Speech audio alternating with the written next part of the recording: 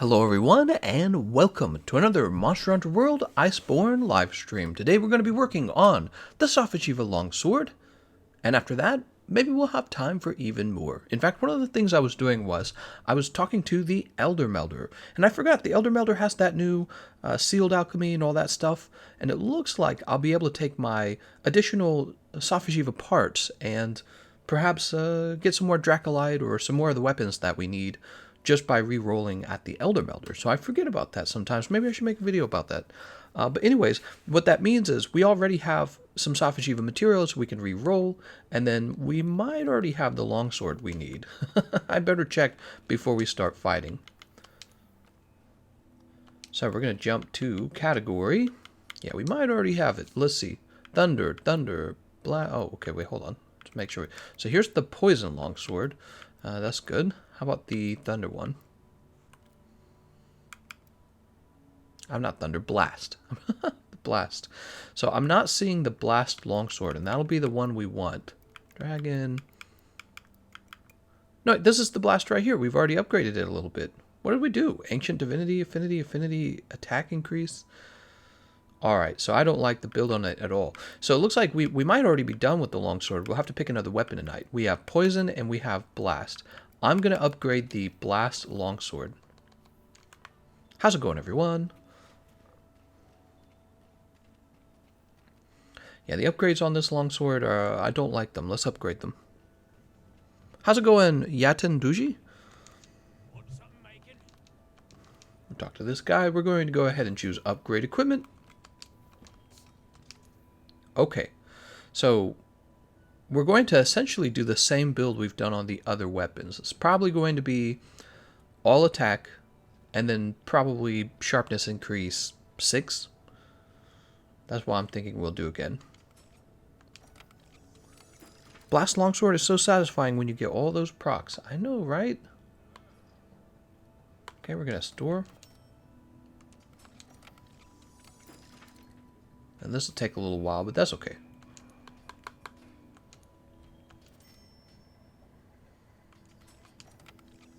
Dude.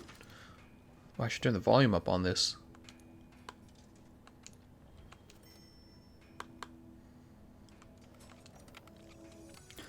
What did it do, homie? What it do, what it be?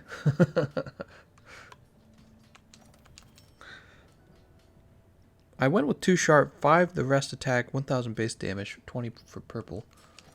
It's fairly easy to build 100% affinity, so we're not worried about building affinity. Should we build that or should we build attack increase? Let's build the attack increase.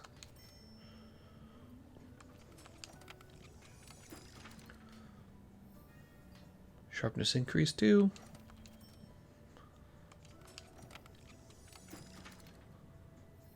Here's attack increase 3. Oh. Oh, does it force you to, oh, you can only upgrade this. Interesting.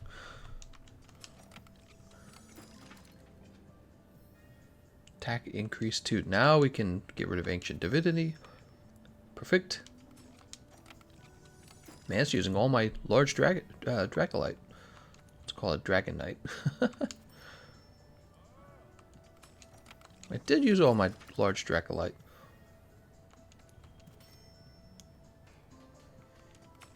I would put level 6 and 5 attack, 2 level 5 sharpness, of 5 element. Nah, I don't want to do that. I don't want to do that. I don't think so. We'll take this though.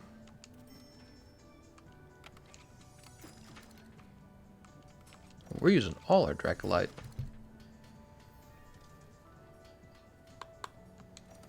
Store potential.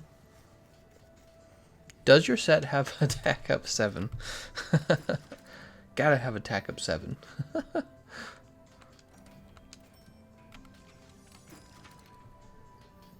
Here's attack increase 4.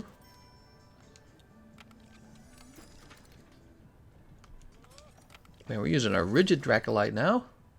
What the heck? Store that. I was going to get angry that I wasn't notified, but I'm a little tired of Safi'jiiva anyways. How could you say that? Oh. Oh, burn the non-believer. Burn him. Attack increase 4. Safi'jiiva is really, he's not that complicated. I feel like Kulv Taroth was complicated. But Safi'jiiva, I feel like you just kind of figure him out pretty fast. Don't use Elemental Awakening. That's a waste because of the Natural Blast with Master's Touch set. Alright, we've got attack increase 5, 5, 5, 5. We're almost there. We're going to run out of Dracolite is what's going to happen, though. We need sharpness increase 6. And we need... Or maybe... Yeah, I don't know. What do you guys think? Sharpness increase 6?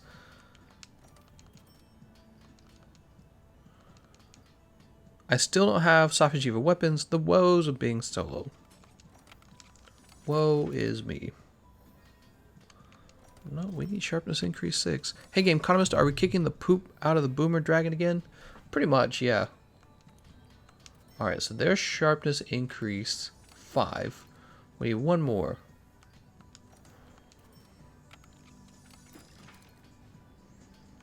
You just beat up the boomer, and that's basically Safi'jiiva. Yeah, I have to agree. Don't need sharpness, says Hector.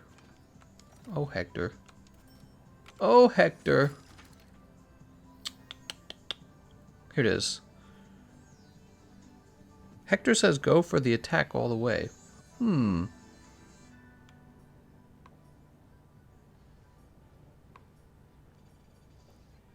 wonder if he's right. I wonder if the bonus purple sharpness doesn't benefit the longsword as much as another attack increase does.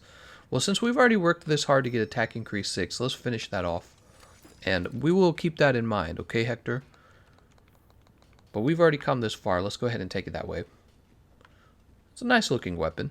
It's got the little fire going on inside. Doo-ba-doo, right up here. There is still space in the session. 8:16, that's right. What are we running?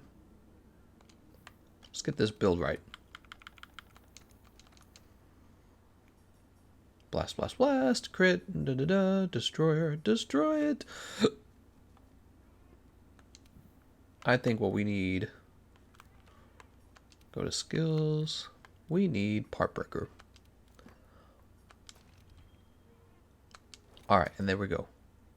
And now everything is perfect.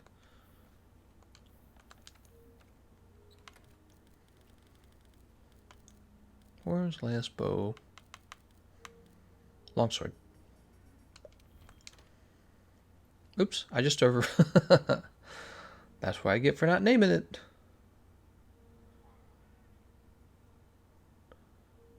Come on, man. This keyboard's so bad. The Safi'jiiva weapons are so good. Plus, with a good team, it's fun slowly getting to the point of getting all the breaks in 3 runs. And if we just go for the kill, 2 runs. Let's go with an S here. Boop. Safi'jiiva. S for Safi'jiiva. So this time I won't overwrite it because I'll know it. I'll know it. We need to set up for the guiding lance too, don't we? Okay, let's start. Tell you what, we just got the longsword done. Let's start up a quest. Begin the siege.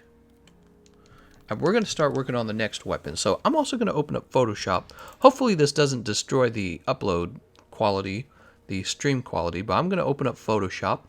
We're going to change the thumbnail to include a second weapon. So we're doing longsword. Let's see, what weapon would we want to do after a longsword?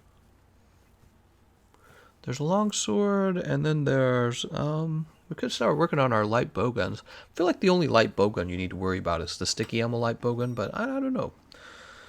I could be using the elemental light bowguns. They're useful. For example, against Safi'jiiva, they're useful. They're actually useful versus Safi'jiiva. Let me look at my weapon icons.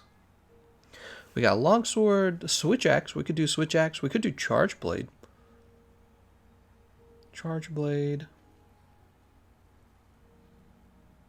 Let me think in terms of weapon popularity. Let's do the bow next. If we were going to do popular weapons, we would do the bow next. People love the bow. So I'm going to grab the bow icon. We might already have some of the bows unlocked. But you know what? I can already tell we need to farm for some of this Dracolite. So the Dracolite, we need more of that. Also, today, guys, I would, for everyone in the session who's watching the live stream, I would really like to break Safi'jiiva's chest. I don't know if I've ever done that before. So I would really like to break his chest because I don't think I've done that.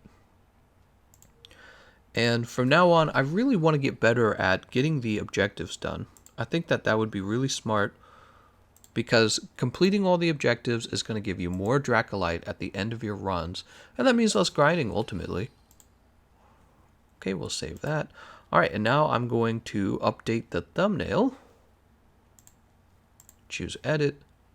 Alright, I need to change the title too because it doesn't need to say starting at 11:20 Central anymore.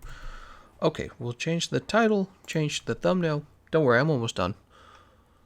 Alright, there we go. So it shows the longsword and the bow on the thumbnail. And let's go ahead and eat. Oh, we already did. Let's go ahead and ready up. Thought about doing the hunting horn next. Donation from Toxic. I didn't hear a donation. Oh, my volume's all the way down. God damn it. I gotta test that before we go. Whoa, that's a big donation too. Woo. Wasn't sure if you'd stream tomorrow. Wasn't sure if you'd stream tomorrow, so I'm buying 2 of your card packs to gift. To open for everybody in the card stream. Hope your Christmas is fantastic, D. Thank you so much, Toxic. Toxic, you're becoming one of the larger donators. You donated quite a lot actually this month. It was really surprising. Thank you so much, man. Tomorrow is Christmas Eve, everyone. I might go live. My schedule for streaming is all over the place these days anyways. But yeah, it's possible for me to go live. I think my wife has like a half day of work, so she's off early. And then I don't really have anything to do. I can just kind of do what I want. I might do a little Christmas shopping tomorrow. And maybe I'll clean my house. Actually, you know what? I was really thinking about learning how to cook a duck for Christmas because I've never cooked a duck. I've cooked lots of turkeys. I've never cooked a duck. So I don't know what I'll be doing tomorrow. You know, to be honest with you, though, if I was really enjoying myself, I'd probably just lay around and do whatever I feel like. Isn't that funny? When you have a holiday, you gotta like clean the house, you gotta put the ornaments up, you gotta, you know, sometimes you gotta go see your family, stuff like that. It's so much work, right? Like if you were really enjoying yourself on the holidays, you would just treat it like a staycation, a home vacation. You just lay around doing nothing. Alright, so I'm gonna start on the left leg, everyone.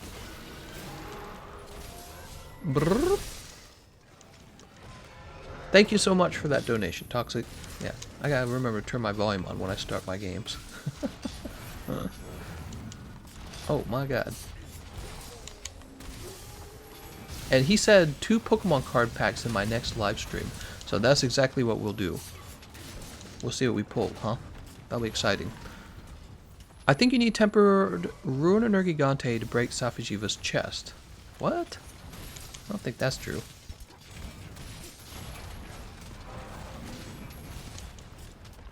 So, by the way, has any speedrunner soloed this guy from, like, Phase 1?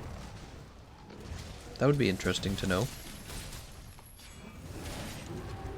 There's 600 damage to blast.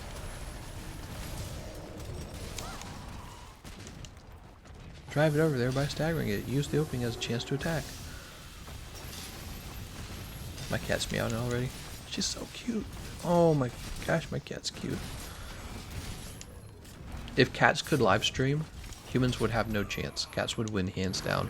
All the most popular live stream channels would just be cats meowing.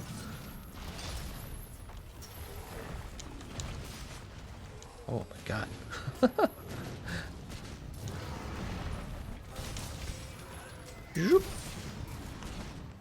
Oh, that's sad.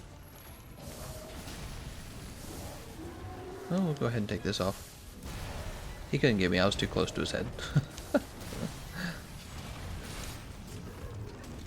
I was so close to releasing that. What's your favorite weapon, says Philmaz. Philmaz, I've become a much larger fan of the longsword than I used to be. I used to think that the longsword was kind of like dumb looking.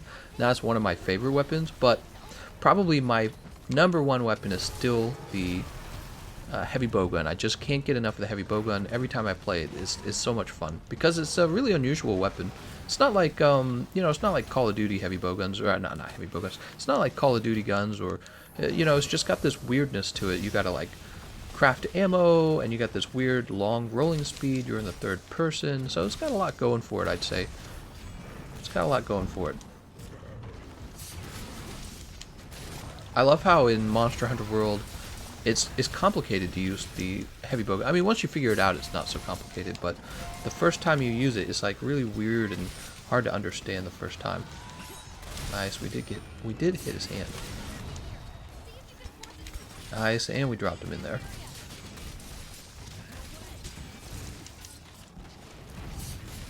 That knocked a bunch of energy out of the monster. Better have. Does he need to be softened again? I think he does.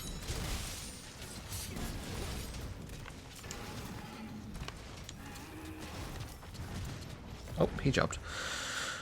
There are two types of Safi'jiiva speedruns, full energy and energy drained.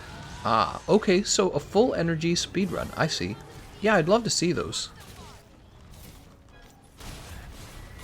TGC has fallen to the Longsword. I wouldn't say that.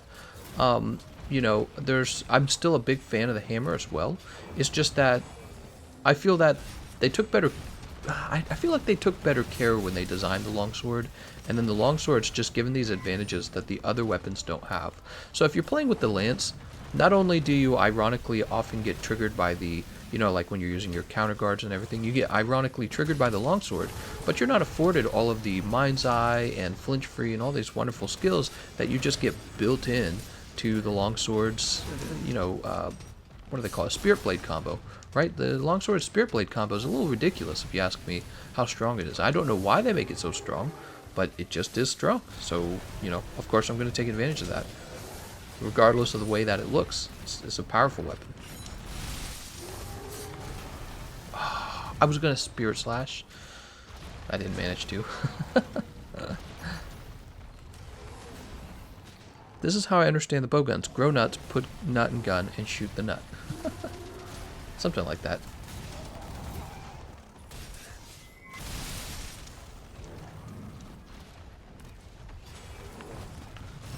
Ouch. That doesn't feel good.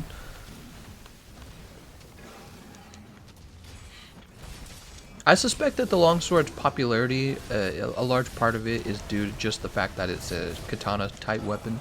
But for me, that's not the case. For me, I actually just enjoy that. The way the weapon feels is just better designed than a lot of the other weapons in the game.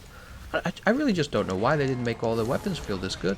Oh, wow, that was lucky. Did you see that? Just as I was KO'd, he gets knocked into the ground. That's really good luck. I thought I was going to die there.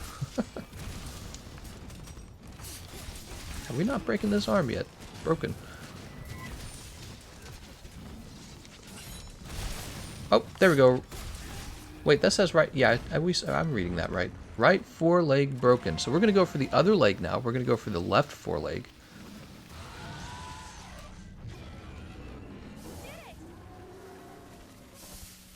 Oh!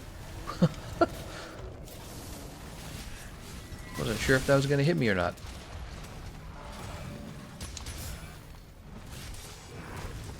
Alright, we just had to go for the other leg in order to get our...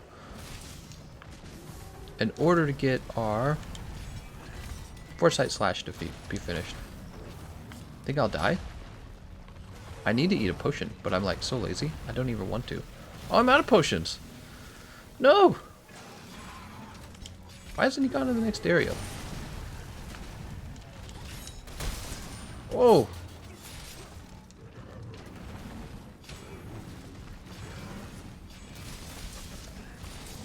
Oh, yeah, I got it. I got it just as he roared. The target is beginning to move. Alright, let's jump over here.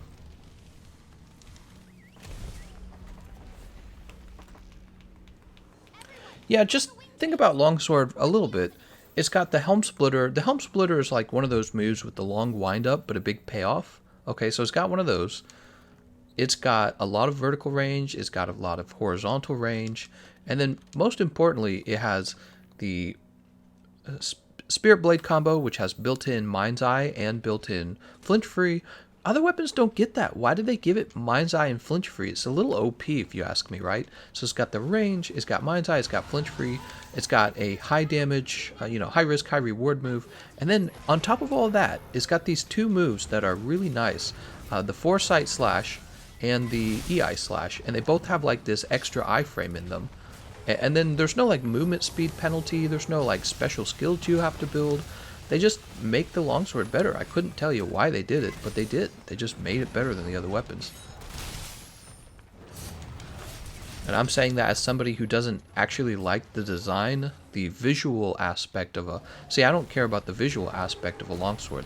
It's never impressed me, actually. The Stygian longsword... Oh, okay, cool. The Stygian longsword, I like that one. I like the whole, more of a European style look to it. It's kind of why I've enjoyed the hammer, because the hammer has a... It doesn't really have like a Japanese style look to it. So I've enjoyed the hammer for that reason. And the hammer's, again, still very fun, but... You know, you go into like the big bang with your hammer, and you constantly have to worry about being interrupted. Probably by somebody using the longsword, right? You constantly worry about somebody knocking you out of your big bang. To the point that you build flinch free on the hammer.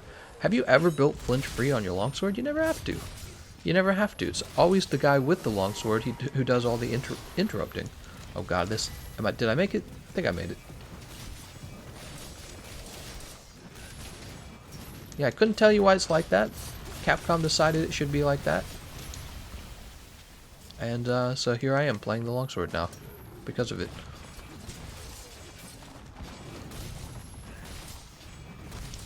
You don't need a shield if you've got Foresight Slash and EI Slash. Who needs a shield? You just iframe through it. You got the, you know, you get the regular dodge as well. Some weapons get a hop rather than a dodge. Think about the Charge Blade, for example. The Charge Blade has a shield, but it's like, for the dodge, it's got a hop. The more you play the game, the less you feel like a shield is necessary. And then if you are going to use a shield weapon, the heavy bowgun is easily one of the best shield weapons in the game, because it's got way better range than the lance. The heavy bowgun has way better range, obviously because it's shooting bullets. Oh, I was trying to Foresight Slash that. That move always gets me.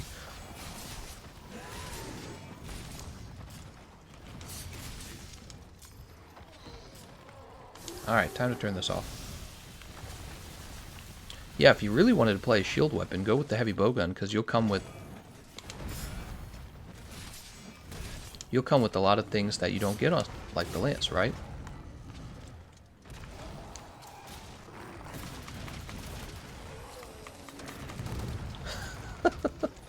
Wait, I'm on the wrong side of him still. I was supposed to go on the other side. I was trying so hard to Foresight Slash that move. The ring attack comes out so much faster than it used to. I don't know how you're expected to dodge it. Alright guys, so we're going for the left leg now. The right leg's broken. Keep track of everything that's broken, everyone. Right leg's broken. We're going for the left leg. For sever weapons, that is. You might be using a different weapon. I just did that, Twitch. Oh, I was trying to Foresight Slash that as well. I have no luck Foresight Slashing that energy. I'm so bad at it. Oh, he's drooling. I should be taking advantage of this. No! He moved! Oh, I landed that and it didn't knock him out of the air. Wouldn't it have been cool if it did? Okay, let's see what you guys are saying. Have you used a Gaelic Flame Longsword? No. I finally saw the Steamworks cutscene with the Sears Handler. It's so much better. Which one is better version or Blast Longsword? What? I think you mean Poison or Blast. Is that what you're trying to say?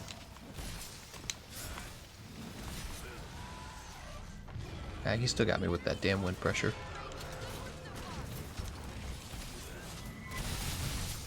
Alright, the arm softened again.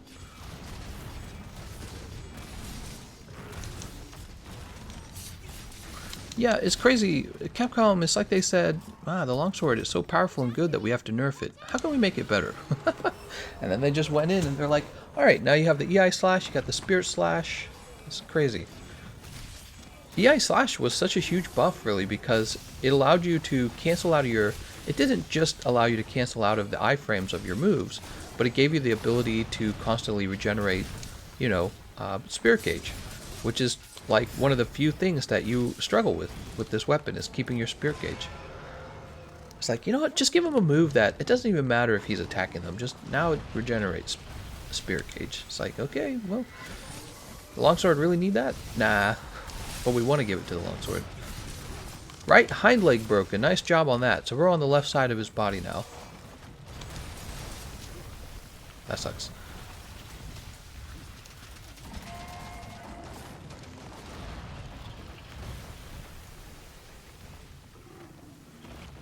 Get a heal going. Ooh.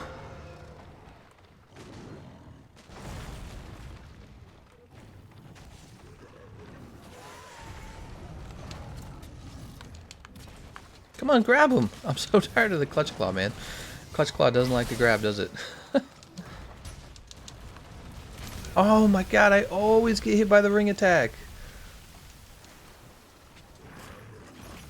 New ring attack is OP as hell, man.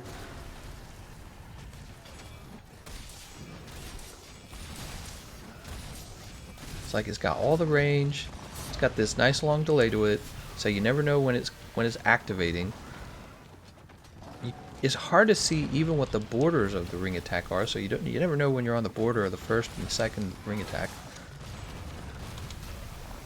Man, I'm always getting hit by his energy attacks. Oh, I'm KO'd. That's it for me. That's the end. Oh, maybe not. Nope, it is the end for me. Oh, I didn't realize I was rolling off a ledge. That sucks. Non-elemental doesn't work with elements and ailments. That is correct. It in fact does not work.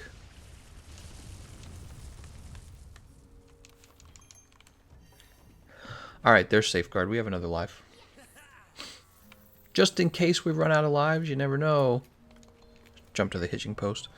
Poison don't add up when monsters poison blast its threshold. Damage happen 1 second. What? What's he talking about?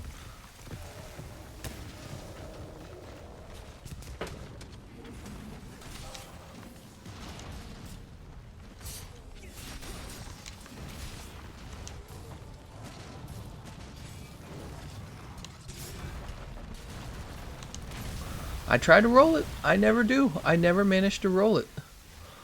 Dude, that energy attack's so nuts, man. There must be some way to deal with it other than perfect timing. I don't know. What do you guys think? That's like one of the hardest to dodge moves in the game right now is that ring attack. He uses it all the time too in stage 3.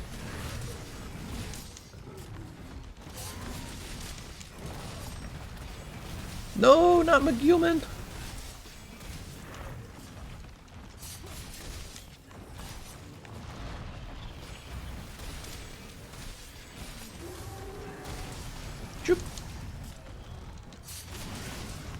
Left foreleg broken. I'm going for the tail, baby. I tried to roll the roar, but my timing was off.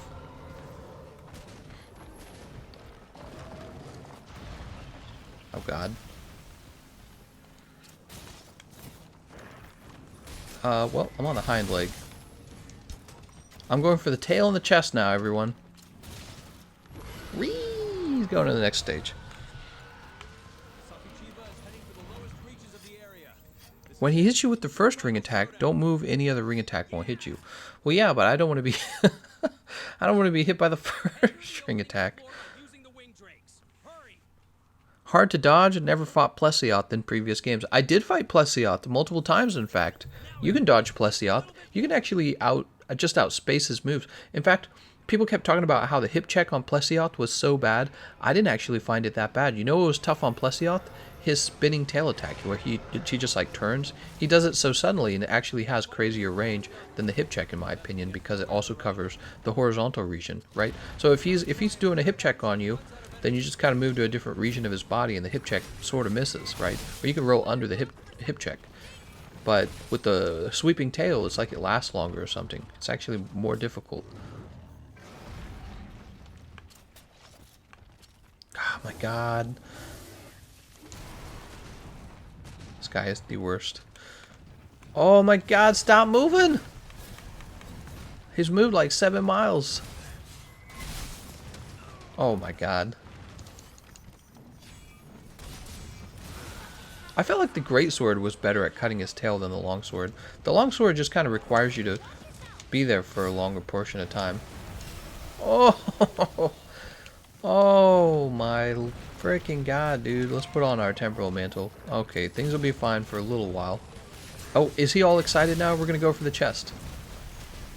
Yeah, everyone's going.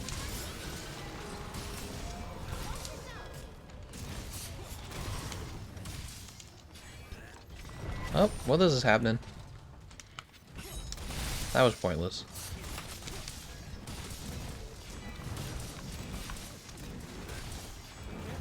Oh my god, I missed. I was trying so hard to dodge it.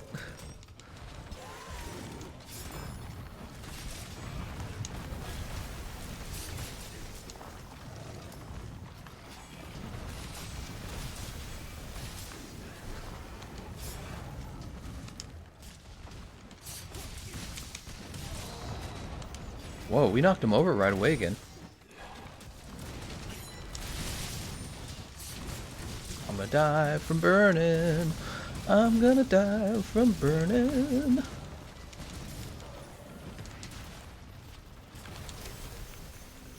Have a little meat.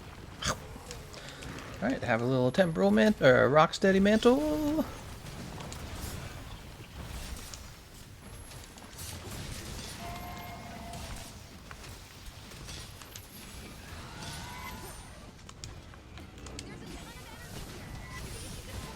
I think I'm trying to hit him in the chest with my... before I'm even level 3. That would have been cool. Don't mind me, just taking a shower. I'll just foresight slash this.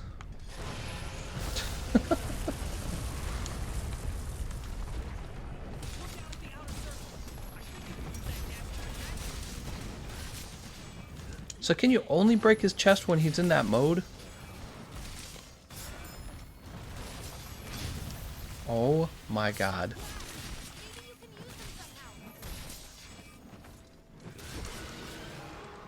Damn it, he escaped. Damn it. Oh man. Dang it. Hunting horn is the best weapon for breaking the chest. Well, I don't know about that. I mean, you need a weapon that does damage probably to break the chest. Oh, okay, let's see what we got. Hard Claw, Dragon Shell, Hard Claw, Dracolite Shards, Dragon Elder Bone, and Hard Armor Sphere. Sweet. Chest Break is worth a huge amount of points if you can get it. You need Part Breaker for this siege, but I really want Earplugs. Aerial Greatsword was fun, but Aerial Insect was king. I fought Safi'jiiva so many times. Still think Arch-Tempered Safi'jiiva is still more fun than Safi'jiiva. Safi'jiiva is more like a tankier hunt. Okay, never mind. I'm staying for the stream because I did not realize I'm on the last episode of The Witcher and don't want to end it that quick. The Witcher, bleh. I was making fun of The Witcher yesterday. Would you ever play Halo later on in the future? John, I will consider it. Have you guys considered me playing a little bit of Gears of War for you? Would you guys like to see a little bit of Gears? I could play Horde mode. I haven't played PvP in a while, and I'd probably be dabbed on pretty quickly. But yeah, maybe some Horde mode. Can you use a sticky light bowgun, perhaps? I could perhaps use a light bowgun, perhaps. What's the best sticky light bowgun right now? You guys tell me here. Maybe I can look it up in the Discord. But first, let's gather... first, let's go ahead and post the next quest. That's what I mean to say. Safi'jiiva, begin the siege. The Red Dragon. That's racist. When is it going to be the rainbow-colored dragon? Okay. Whew. What weapon are you building for next? Fan, we were going to build the bow next. What do you think of that, Fan? But if you wanted, we could do bowguns instead. Somebody asked about a sticky ammo bowgun. Yeah, let's do sticky ammo bowgun next. I think that'll be more fun. I'll change the thumbnail again. Maybe I won't. But let's see. Jump over here. And we'll open this a little. Let's see what Fan says about light bowguns. Safi Drake Shot is normal ammo 2. Drac Shot, all elemental. Blah, blah, blah. Somebody mentioned before what the best sticky ammo was on the light bowguns from the Safi'jiiva sets. I don't remember what they said. Here it is. Safi'jiiva Aqua Shot.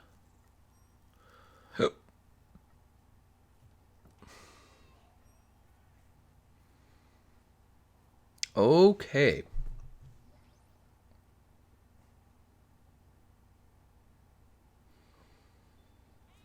Safi'jiiva Aqua Shot becomes the best option for Sticky thanks to the ability to run both TSS and Artillery 5 and using Evade Reload. The problem is I don't actually like Evade Reload. I never have. Evade Reload's okay. Evading Reload. I've never liked that. I kind of like having 3 shots. We'll have to examine it for ourselves then. I mean, we're going to be upgrading all of the Safi'jiiva light bowguns anyways, so. Gameconomist, I messaged you on Discord. Oh, sweet. Let's take a look. Looking back when you asked about full energy speedruns, they killed Safi'jiiva full energy first, go, and broke the chest. Oh, nice. Oh, no. Safi'jiiva Aqua Shot with Artillery 5 TSS edged out the Rajang one lightly. Oh, only lightly? Uh-oh. Day 4 of the Gameconomist making a bowgun build set. Yeah, I don't know. Maybe we will focus on the bows, guys. If the new light bowgun sticky ammo doesn't really outdo the Rajang light bowgun by much, I might not worry about it for now then. Light bowgun is only good for certain builds, and even then it's is subpar because there's a weapon that does it better. Change my mind. TGC check Discord. I did. Gears of War Monster Hunter crossover would be cool. Delta Squad Layered Lancer. How many Xbox bros do we have in the channel? You guys want to play Horde mode with me after this? Let's play some Horde mode. Surely some of you bought Gears. I think it was only like 30 bucks. I forgot to... Let's go ahead and ground by the leg. Wait, we already broke the leg.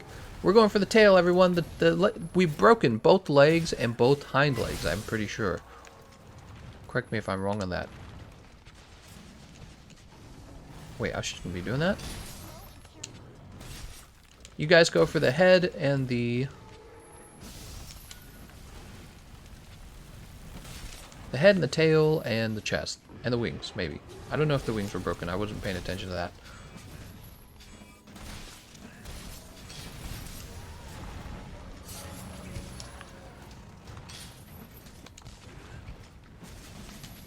God, I'm not hitting him at all.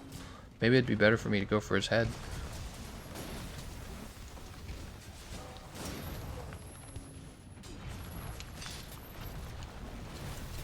I can't even grab him with the goddamn claw, man.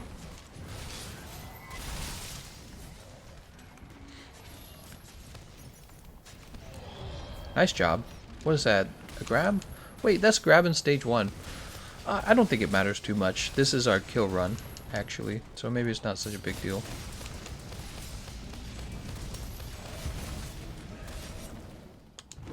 Oh, I should have tried to force eye slash that. I was only able to get the right hind leg last run, TGC. Alright, Neon. So there's the left hind leg, the chest, the tail, and the head, guys. You can check on the Safi'jiiva objectives. Can we look up the objectives in the middle of the run?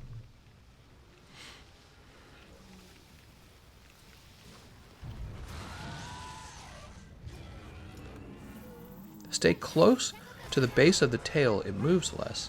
Yeah, but it's also harder to reach. The base of the tail is going to be high enough up off the ground that a lot of my moves might not actually reach it.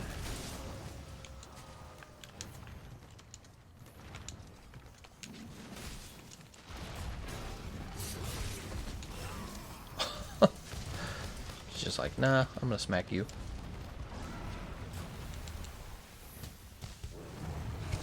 You know what? I forgot to update the snack fund. We need to update the snack fund. You need someone to stay in front of him to stop him from moving. Oh, interesting. I didn't even think of that.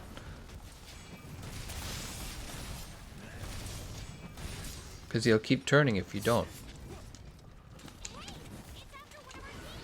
It's after one of our teammates.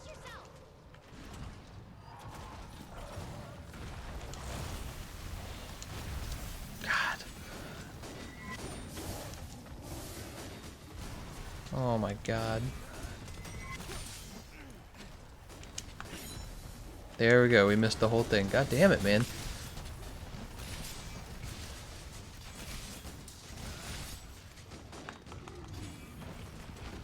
We didn't get the last swing because we didn't have enough spirit gauge.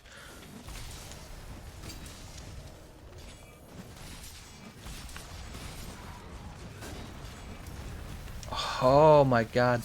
Now, Longsword's not the best option for going after the tail, as far as I can tell. Longsword doesn't feel like a good option. It just, your horizontal sweeps have a good chance of missing, and then he really does bring the tail out of the range. I think the greatsword has been the best weapon for cutting the tail so far. Not sure what else. Make it the Candy Cane Fund. The Candy Cane Fund? Oops, hold on.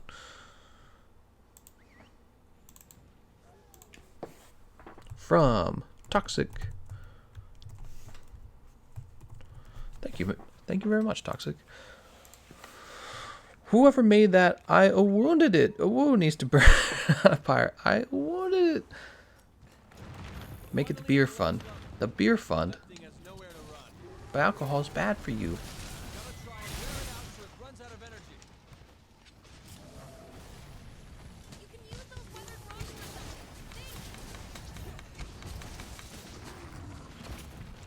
Haha, you can't escape me if I'm attached to the tail.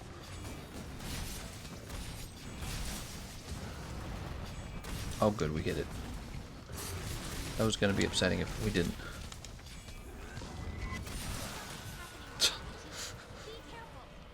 Alright, we're going for the chest. Hurry, this is our last chance.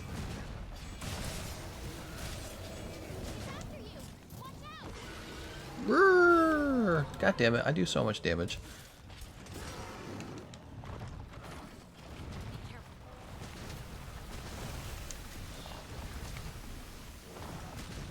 Oh no. God damn, dude, I can't even get close. Yeah, bring him down, Nick.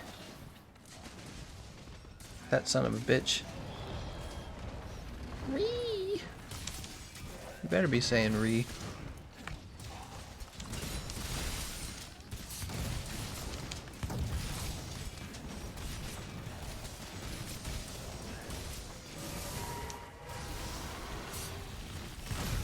It would have been so cool if I spirit slashed that, but I failed. Oh my god, I'm out of potions. Oh my god, I'm not allowed to use my Farcaster.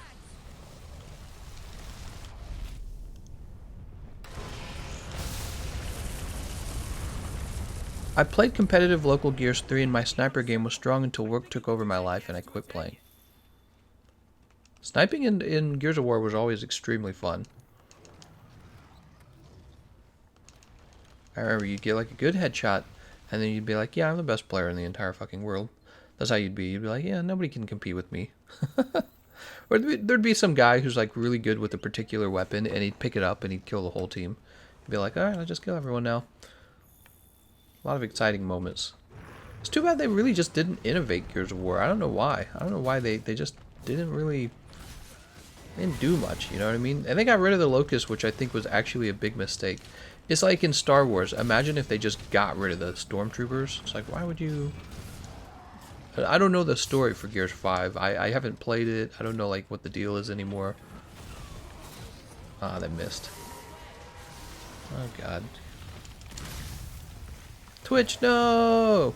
If you're going for Safi bow, go for all of them, but the Safi Thunder bow is easily the biggest buff to Thunder on a bow because Kadashi bow have such low stats. Nice.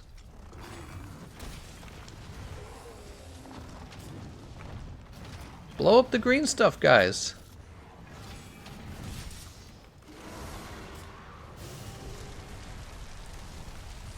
This is not going well.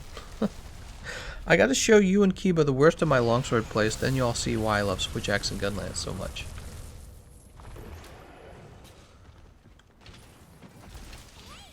Hey, it's after one of our teammates.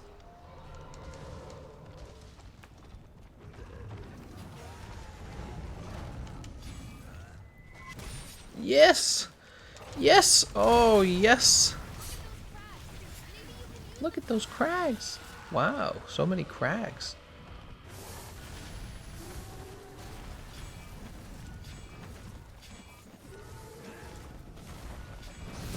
Alright, we hit the back foot. That's good enough. Whatever. We're going for the chest now, everyone.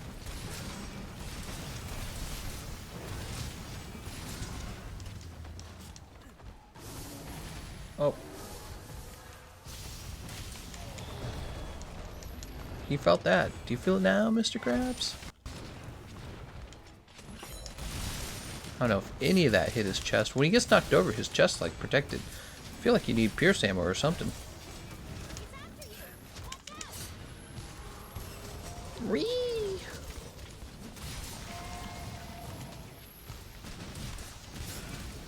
Ah, I really want to iframe through the wind pressure. You did it!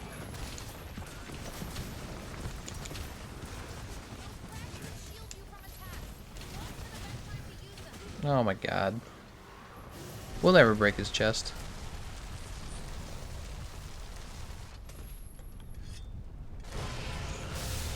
Oh, there's some emergency going on outside. I hear her honking and I hear emergency bells. Can you break his chest even when he's not in the super critical state? Because if you can, maybe that's the trick.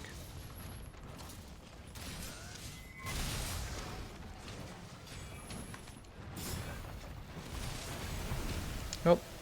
Didn't matter, we didn't reach the next level.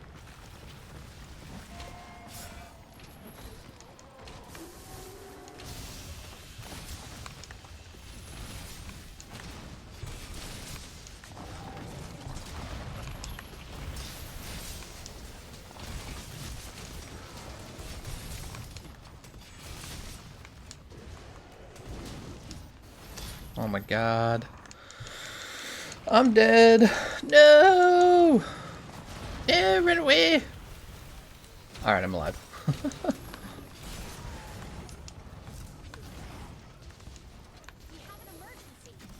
Your teammate is in a bind. Not anymore. You're welcome.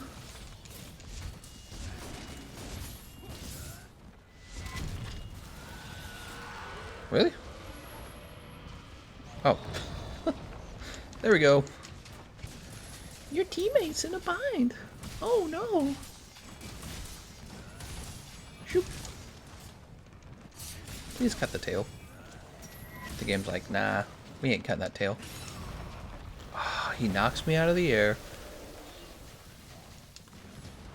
Well played, Safi'jiiva. Chest broken! We did it! Nice job, everyone! Woo! Were they working on the chest even though it wasn't powered up?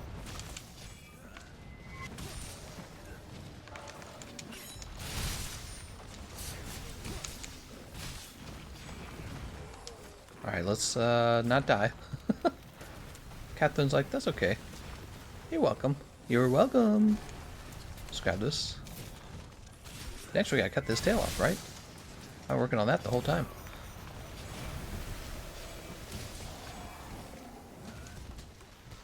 He's gonna die. I wonder if you're trying to like break parts, like cut the tail and all that, it's actually better not to set off the traps. You know what I mean? Head partly broken. Oh man, they got the head. Oh, did we cut the tail? No, we killed him. Damn it. Ah, I thought like maybe I cut the tail on the last hit. Wow, we worked on that tail the whole time, and it didn't work. You should be breaking its back. I think its back was already broken, right? In the previous run? I thought it was. Use spread on the chest when in supercritical mode, says Lord Killerwrath. That's a pretty good idea. Yeah.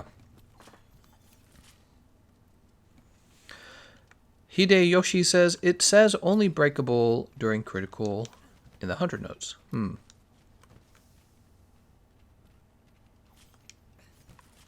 Tried with the gun lance and couldn't. Okay, so they must have broken the chest when he was in supercritical. And I just didn't know.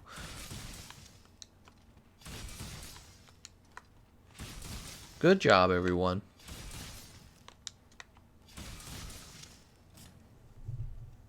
You can check in the pause menu right now. What can you check in the pause menu? Good job. Do we get pure Dracolite now? Large Dracolite. Dracolite. More Safi'jiiva stuff. Stuff. Clever clutch. Wow, I'm so clever.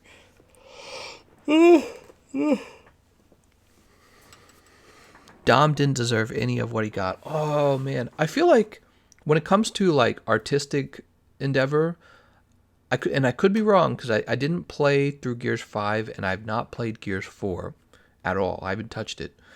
But I feel like based on everything I've seen, Gears 2 was the best written story and the best artistic design in Gears. The gameplay wasn't as good, but design-wise, it was crazy how beautiful all of the Locust areas were. And Dom's sob story with his wife was horrible, which is why it was so good. It was like better writing than a lot of Hollywood movies, to be honest. We were talking about movies yesterday, right? And how I have trouble enjoying movies. Well, that was actual good writing in a game. Dom's story. Yeah, it wasn't like a long story either, if you think about it. It's mostly action. You go around shooting stuff, but it was like the premise of the story was really good. Rigid. Where's my pure Dracolite? Alright, let's see. Safi'jiiva's snipe cannon. We don't have it. Okay, we'll take that. We already have the bolt bow. That's good. Any other bows that maybe we don't have? No, we got that one. So we got both of these bows. We're collecting all the bows we're doing. Freeze cannon. Why do we have two of the freeze cannons? Aqua blade. Aqua blade. Aquafina. Bind shield. Impact file. Yeah, I'll grab that. I know you guys are probably saying stuff down there. I'll take a look in a minute. I will take this. Dom faced an honorable death. He died a hero. I don't know. I think Dom kind of committed suicide a little bit. Dom committed a little bit of some not alive. And I actually don't know if I liked that ending for him. That you're talking about in the third title. But it was understandable at the same time. I don't know. The third game got kind of weird. The second game was like peak story writing, peak art design. It was almost something out. It was so well designed. The ruins from like the Locust Hive. It was so well designed. It's like something you'd expect out of a Dark Souls game. That's how well it was designed. It was like, damn, what am I looking at? Fun fact: Gears of War 3's story was written by the writer of the tie-in novels. What? Okay, so let's go ahead and I tell you what, let's play a different weapon. We are working on gathering some more Dracolite for the bows and making sure we have all the bows. We can check right now if we have all the bows. Let's start with that. We're going to go by rarity, and then we're going to sort by category. Bow. Here are all my bows. So we got water, blast, ice, fire, dragon, blast a second time, blast it, and thunder. Are we missing any? Water, thunder, ice, fire, dragon. Oh, I don't think we're missing any. I think that's all the things, right? Fire, water, thunder, ice, dragon. We have all the bows. So probably our next step is to gather all of the materials on them. But I suppose what we could do, we could go and here we have a little break. Why don't we go start upgrading the dragon bow? Gears of War 3 left me feeling defeated rather than victorious. We lost Dom, lost Marcus's father, lost so many good people. Yeah, I feel like Gears 3 was out of all the games, it was the best designed mechanically. It was ridiculous how good that game felt when you played it. It was really good. But in terms of story, a lot of the story was just kind of confusing. I was like, what is going on in here? Let's grab this real fast. Dragon. Yeah, it's a pity that they didn't just keep the Lambent and the Locust for the further games, right? It's a pity they didn't just continue on that, because I felt like the Lambent were so it was so good. They didn't really need to do anything else. They could have just kept the Lambent and the Locust for all the rest of the games. All right. So it looks like we're just going to go element up for these bows. Sweet. Element up. By the way, thanks to Fan's Perspective for gathering this information. He's been awesome. Insect glaive is weakest now. Insect glaive? No, not the insect glaive.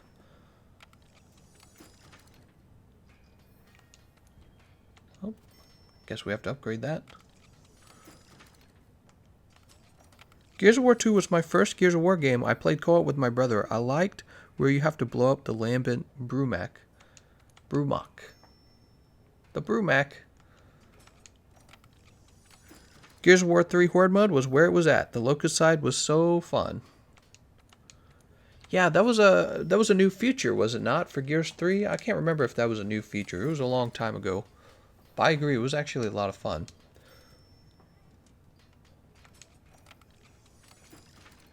Safi'jiiva Drakbow, huh?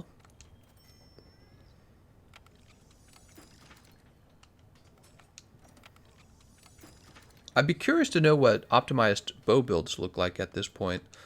Do they use the new Safi'jiiva armor set, or do they still use the Silverlos set? Come on now. There were several novels that took place in between the story of the games. The writer of those novels also wrote the story for Gears 3 campaign. Sweet. That's cool.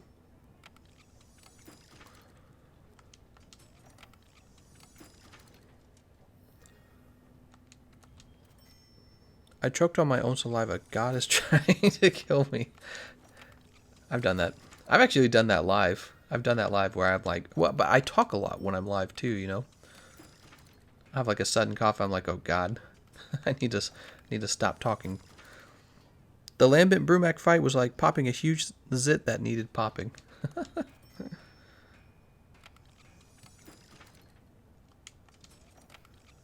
The best missions was when you went into the big worm and took out all 3 hearts. Oh yeah, I'll never forget that. That was pretty cool. At the time when I did it, I was like, that's kind of clever. I didn't really appreciate how rarely games do stuff like that. And do it well. Silver Lost, still best for the bows. The multiplayer is just too good. Thanks for that, Fan. Fan, you're like awesome. There are a few builds for the bow. Best is with Silver Rathalos still. Sweet.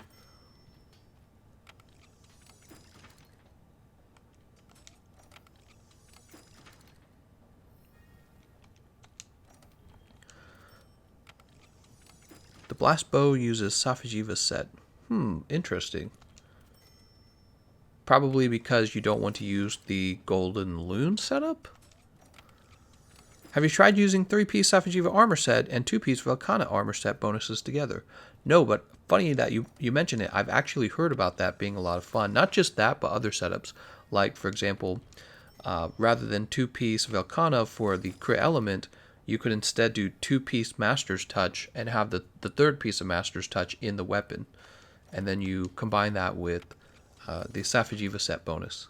So I've heard of that.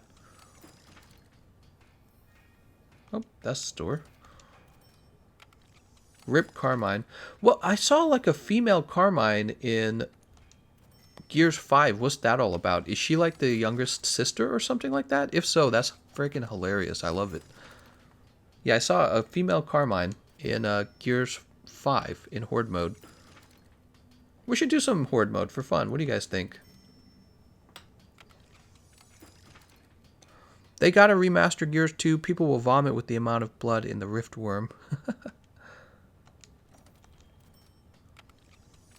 Now, I'm tired of remasters, to be honest. I'm not a fan of remastering games. I think that they should just maybe have another Rift Worm fight in the next Gears. Who knows? Whatever the case is, I'd love to see like raids. Oh, look at that status coding. I'd love to see raids in the next Gears. Something that competes really with like Destiny, the shooter, or something that competes with Borderlands.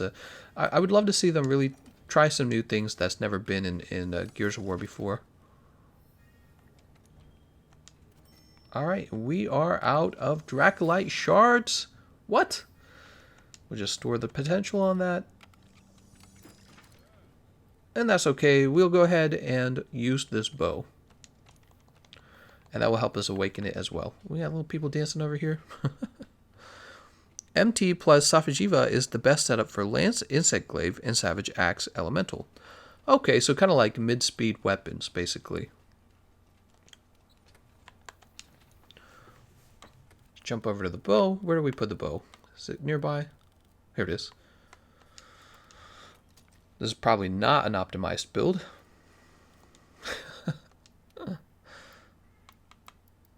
But we'll grab the Drac bow. Whoa, 610 dragon, huh? With the Wormsbane charm. That's not bad. Now wait a second, if we play bow against Safi'jiiva, we need a part breaker. Oh man, how are you meant to... How are you supposed to fit part breaker? Here, you give up throttle, that's how. Okay. Okay. Let's try this. One. To be honest, I have not used the bow against Safi'jiiva even once. So I don't know what to expect. Okay, we've got 2 levels of health boost and 2 levels of part breaker. We need a 3rd level. Let's just do this. Alright. I didn't want to have to do it, but now we've done it. Expert 1, refresh expert. That's a good one. Oh no. I don't have room for everything. What the hell? I tell you what. Why don't... Well, it all sucks because I don't have a way to get my health back. Let's do a glider then. And the glider is going to have what on it? Probably that last level of crit eye. Is there something else I can move on to it? I kind of want the crit eye to just always be active.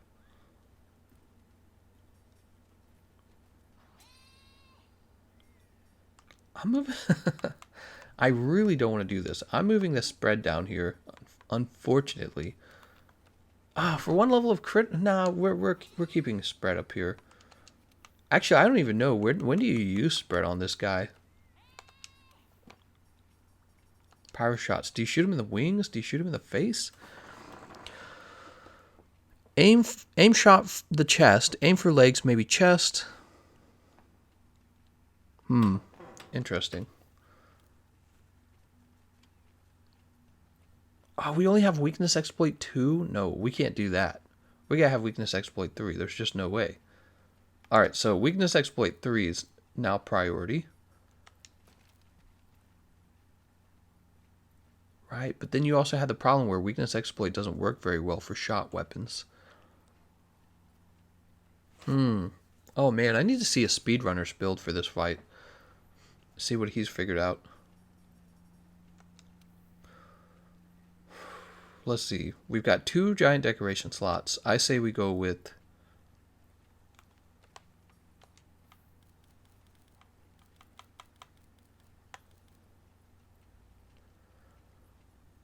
I don't even know. I guess I'll take normal shot to 2, and I'll take spread to 1. I don't know what to think. Maintenance decorations. Alright. That seems fair enough. Alright, we're just going to run it. We'll see how it goes, guys.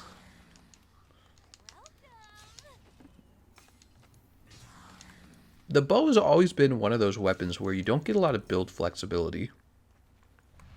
It does great damage at the exchange of giving up a ton of slots. Particularly, you give up slots for... I'm going to eat Safeguard. Particularly, you give up slots for Refresh, Constitution, Spread Shot, Normal Shot, Mighty Bow, often some sort of elemental attack, but you still need Crit Eye, you still need Weakness Exploit. So the bow's just this weapon where it's like, you can never have enough skills for it, is how it feels all the time. Look how awesome this weapon looks, though. This looks awesome. The design on the Safi'jiiva weapons has been terrific. You would hope that all the weapons in the game had been designed so awesome looking, but that's okay. They don't have to. They can look like the bone weapons, but with some fur taped on. Right? Isn't that the design they did for a lot of weapons in the base game? In the base game, like 60% of the weapon designs. Video paused? Why is my video paused? Yeah, continue watching. I got my music playing on my other television. But anyways, as I was saying, in the base game, it's like they just took the bone weapon design and then or the iron weapon design, and then they just taped some fur and some claws on all the weapons. It was pretty funny.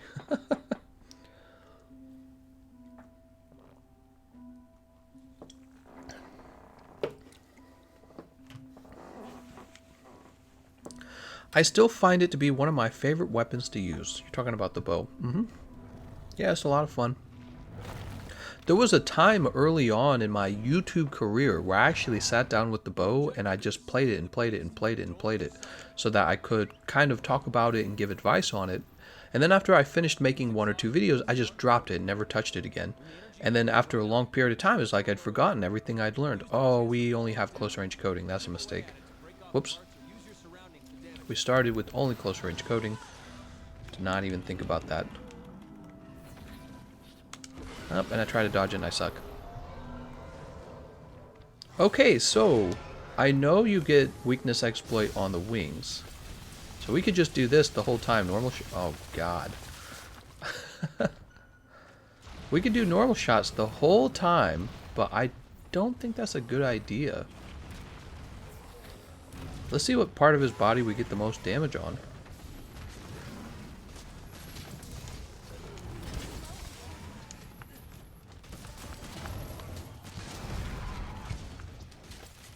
So nothing on the legs.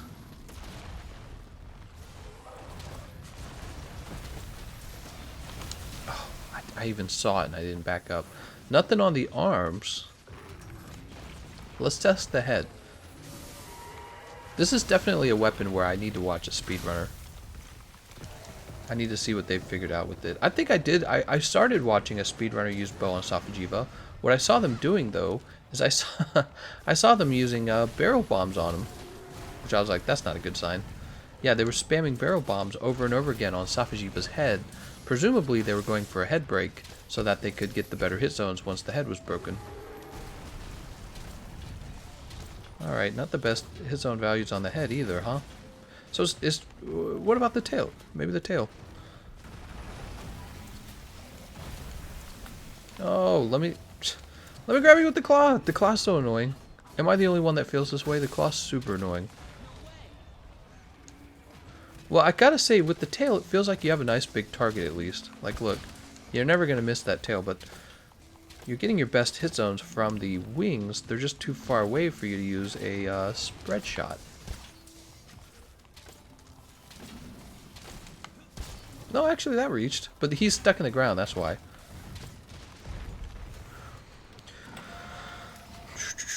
Well, we could just spam normal shot the whole game. I just kind of wish we were doing more damage.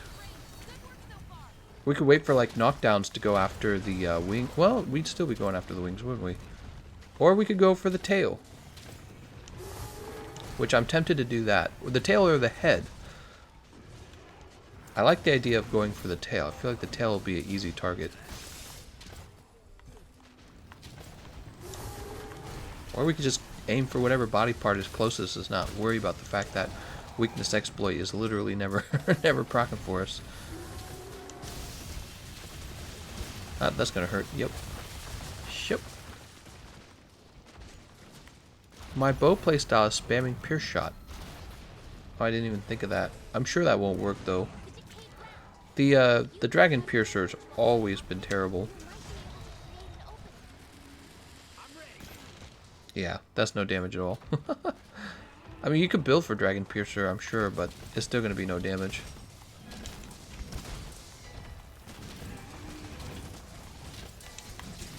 Oops, that's my fault.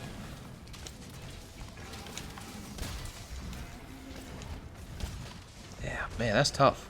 So playing bow on Safi'jiiva is really tough. Did I dodge it? Did I dodge the air pressure?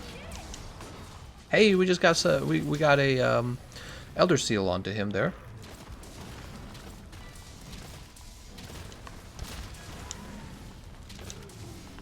Maybe we need to be playing with no weakness exploit and latent power and affinity booster instead. What do you guys think? Maybe change the build up a little bit? I mean, look, I think when you aim for the forearms, it's not bad.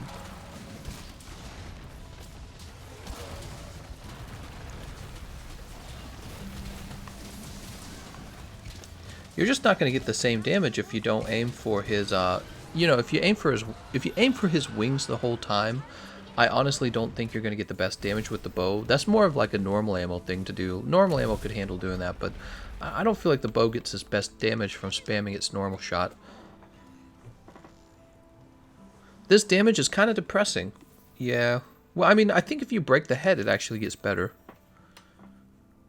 The best run I've seen is with a blast bow until the head broke, then switched to dragon. Oh, very interesting. I didn't even consider that. So playing two different bows against him, that works as best as it can with this hit zones. That actually makes a lot of sense. You know why? Because with the bad hit zones, you're not getting enough damage from the shot itself, but the blast buildup would cause the blast proc, and blast is dealing like 600 damage to him. So that's great information so far. Where's your dash juice? I didn't have any. I hate the idea of having to always play with dash juice, but probably I should have some, because I always save my dash juice specifically for the bow. Sticky on the wings is best, just use sticky. Speedrunners I see using blast bow on stage 1 and 2, and then dragon bow for the last stage. Okay, so that confirms what the other guy was saying. Go blast, and then you go dragon afterwards. Really great information. Wow, I like having this live stream where everyone just kind of can come here and talk about the game, because there's so much to learn, and with so many people watching, it's easy to, you know, have multiple people confirm the same observation that's been made.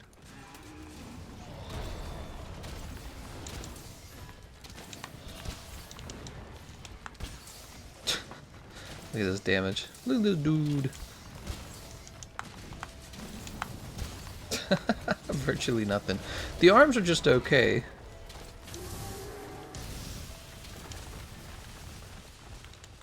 And I wonder if the speedrunners care about part break at all. They probably don't care.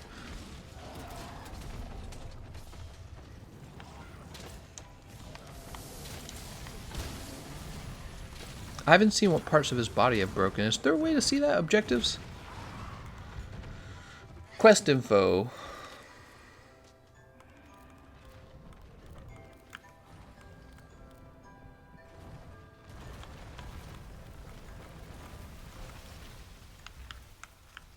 Well, no, not there. How much longer is Safi'jiiva around for? I think he leaves soon, doesn't he? Someone correct me if I'm wrong, but I think he leaves soon. I think he leaves in like a week.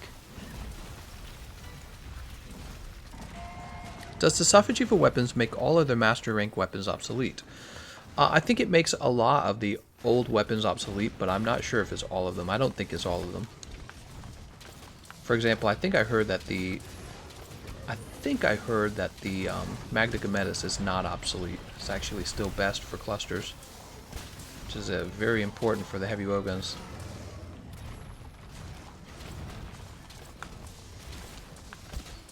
Oh, that actually reached.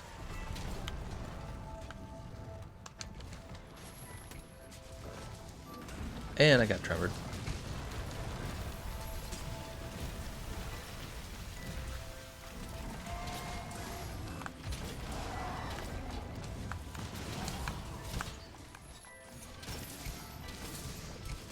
I'm getting interrupted. My teammate's causing me to flinch there.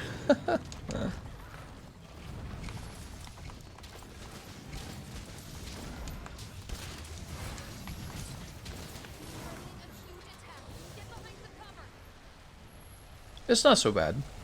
So blast bow, huh? They probably blast bow, focus on his head, break the head, and then they swap to the dragon bow in stage 3. I swear to God, that's probably what they do.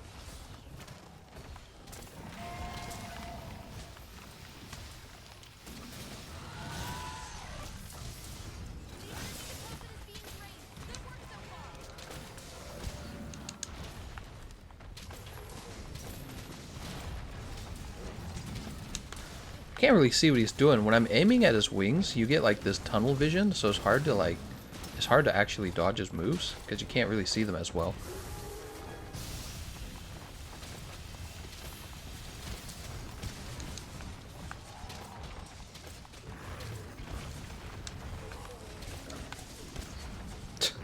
Terrible. Close range coding. Ah, too early. Too early on my roll.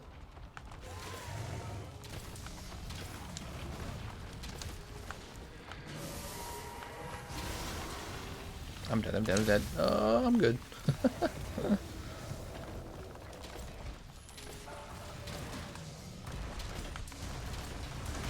Oh my god, the ring attacks are coming out. Do you think Capcom will let us upgrade our Cove weapons? No, I think Cove weapons are all obsolete. If you're on the PC and you're grinding Cove, you probably need to stop. Sadly. I don't really know what the point of it is. It's not clear that there's a point. Let's grab this piercing pod, by the way. Oh, there we go. There's some damage. Oh, god damn it, dude. I don't know how to dodge the ring anymore. I should put on like Evade 5 or something and just focus on learning the ring. Make a video out of it.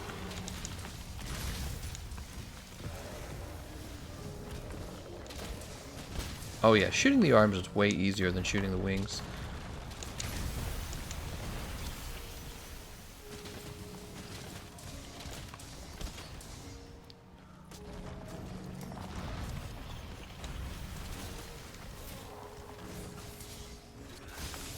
I wanted it.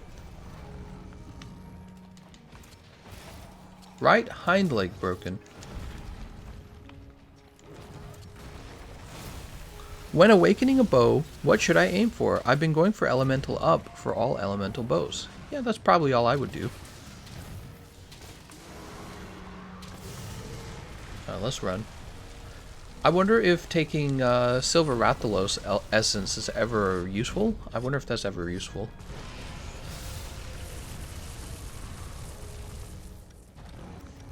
You lose elemental damage, but then you could trade out the Silver Rathalos armor for one other piece of armor. I don't know what that piece of armor is, but it'd have to be good enough to compensate for the loss of the elemental damage that you would have gotten from the elemental buff. Upgrade, Dracolite upgrade, whatever you want to call it.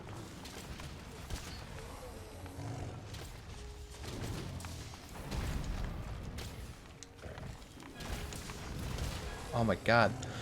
Playing the bow is definitely one of the more difficult weapons versus Safi'jiiva. Well, maybe it is until you figure it out.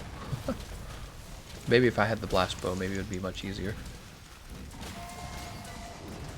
Alright, alright, alright. Keep getting interrupted here. I dodged it. Oh, I did not dodge it. I still got hit by it. Whoa! I was like, I did it! Did it. Nope. I got blown up. Didn't matter.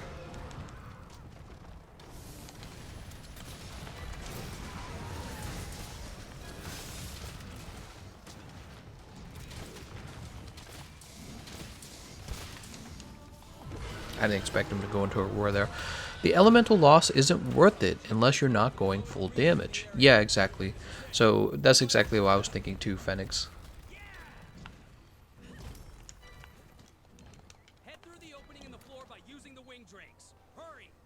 For max DPS setups, you wear Kieran Jacket, Garuda Legs, 3 Silverlos, and his Essence, and 4 Elemental up. 3 Silverlos and his Essence and 4 Elemental up. Interesting. So, somebody's arguing that you would take Silverlos Essence.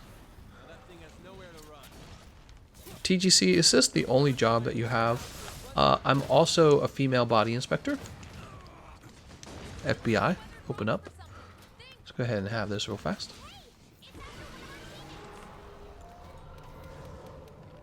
Drink this up. And to answer your question, yeah, this is all I do.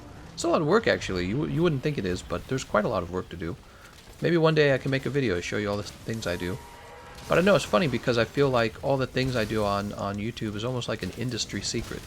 You know what I mean? Like I've developed my work, what would you call it? Like workflow. You know, I've developed all the things that I do, and if I were to ever reveal that, that would be like all the things I'd figured out over years and years of working on YouTube. Shoot you in the tail. Maybe it doesn't matter. Blast bow used 5-piece Safi'jiiva actually, so you can use that and pair with any bow that have blast coating since you can't awaken your blast bow yet.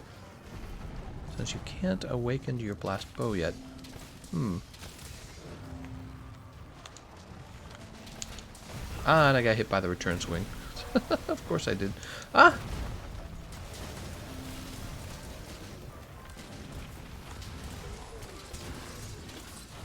Is that gonna hit me? Can't ever tell.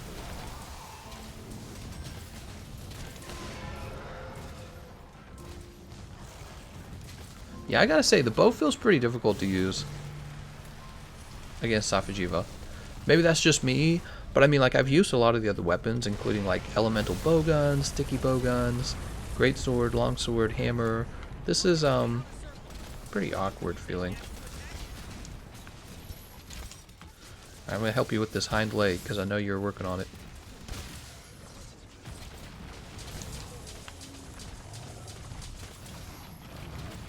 Oh, we need more stamina.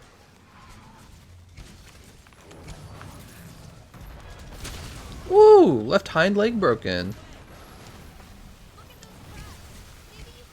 Alright. Grab this slinger thorn as well. So what should we help with next? I don't know what else needs to be broken. Nick's after the tail, I think.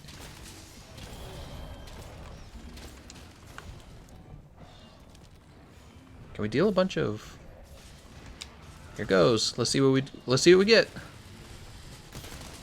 That's not bad. Not that good, actually. The animation for the move just takes too long. Oh, he's mad.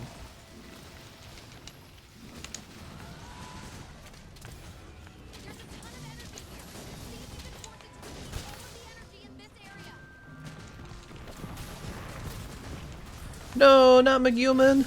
No.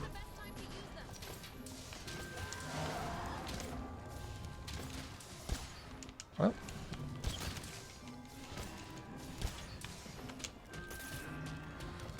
Oh, that's sad. I wasn't close enough. Eventually, critical is priority over elemental skill if you're using TCE. If not, then elemental is priority. Joe Mama's priority. Joe Mama. Oh, snap. Oh, nice. Because he's in his critical state, we're actually getting really good damage on the tail. But should we be focusing on the chest? Oh, oh, oh, oh. We did get 4 rewards that time that we broke the chest. So maybe breaking the chest is really good for getting full rewards. Well, I'm near the tail. I'm going for this tail right now.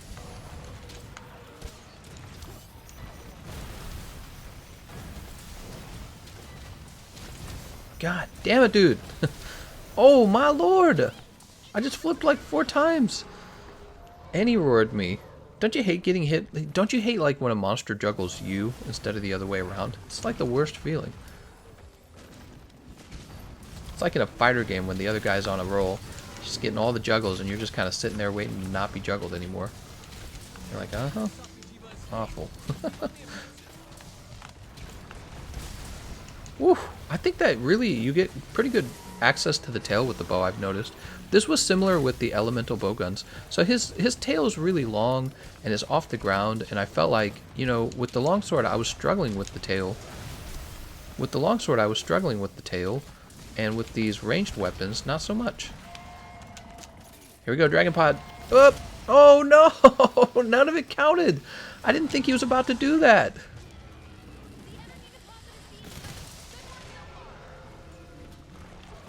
Go ahead and take this off real fast. Oh. Breaking chest is meta reward farming, says the artist. Chest, head, and tail are worth more than all other parts combined. Oh, interesting. So we should be going for the head, chest, and tail then, if that is the case. I always felt like the tail's actually pretty good because it gives you additional rewards. And if you think about it, those additional rewards can be re-rolled at the Elder Melder anyways. So... ouch. Look how fast. The moment he comes down for that move, the ring explodes like a second later. It's like Capcom saying, well, you're going to have to learn to iframe the actual ring. Like, you can't outspace it. You're going to have to actually roll it. Dude, I'm almost dead now. Get off me. You're such a little bitch. Alright, let's put this glider mantle on. Oh no. Oh my god. Damage taken reduced. That was lucky. Smack me, McGuman, help! That's okay, McGuman. He roared anyways. And he left.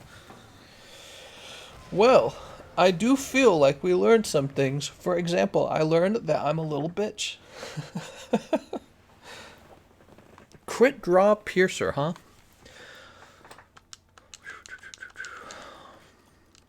Dracolite. Economist, question mark. I don't think I died that time, Dodogama. HARPG says, shoot, I'm not Master Rank 100 yet. The artist says, Gameconomist, sharpen bow to cut tail easier. Ah, duh. I should have been sharpening my bow. Just like we sharpen the hammer. For the objectives, you have to go to the start menu and look on the third page close to the bottom. Ah, thank you, Jonathan Garcia. See, I could have sworn that was in because I vaguely remember doing that with Kolv Taroth. I was like, I'm pretty sure you can look up the objectives while you're fighting. I just couldn't remember. Actually, I'm going to write that down. Let's jump over to our list. We have a list of things you didn't know, and now you do.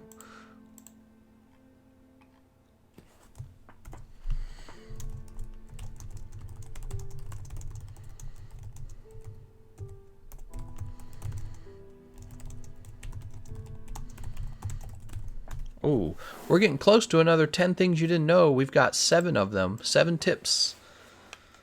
Just the tip. It's not cheating if it's just the... Okay, so anyways. Let's get the next one started up. So I think we will go ahead and just use this dragon bow again. We're not going to use the blast bow. I don't have a blast bow ready to go. But that's okay. Sees a dragon piercer, every bow main cringes. Yeah, the dragon piercer, I want to love it. I try and I try and I try to love it. It takes way too long to charge it up, but I mean, it could probably be at least okay, maybe, but it's just never going to be as good as somebody who's really good with the bow and just uses, you know, the power shot over and over again correctly. Gameconomist, remember, Kushala Flight is meta. Stick with the heavy bowgun, not the bow, Gameconomist. I like all weapons. Every time a dragon piercer bow is used, my soul just die a little bit. We learned that Safi'jiiva's chest is made of titanium. Really? Can you show the bow build again? This is the bow build we're using. Let's show it off. Actually, did I eat? Yeah. Oh, wait. Did I? Oh, I did not. Just going to go for safeguard. I always just go for safeguard. Probably because I'm the one who's going to die. Let's run over to the chest. And you know, we need to reset our items. I always forget to reset our items. So this was the build that we're using. You could probably screenshot that real fast. But this is I'm told that you don't want to use this in stage 1 and 2 of the fight. You want to use a blast bow setup in stage 1 and 2 of the fight. That's what people are saying. And then when his head breaks, or just the fact that he goes into the critical state, then you use the dragon bow in stage 3. It's probably just the critical state, because when the monster's part is broken, I don't think that shot damage is effective on the head, is it? I'm trying to remember that his own value page. Need to look at that again. Do crit draw dragon piercer. Tacos are amazing, but spaghetti is just exquisite. Dude, spaghetti is so gross. What are you talking about?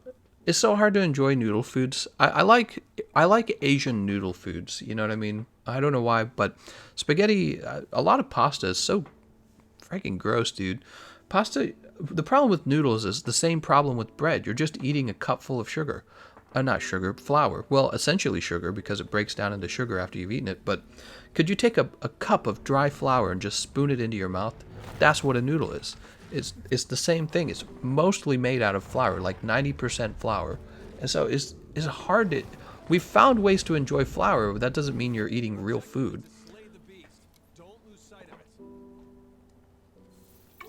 You know, go have some cabbage and potatoes.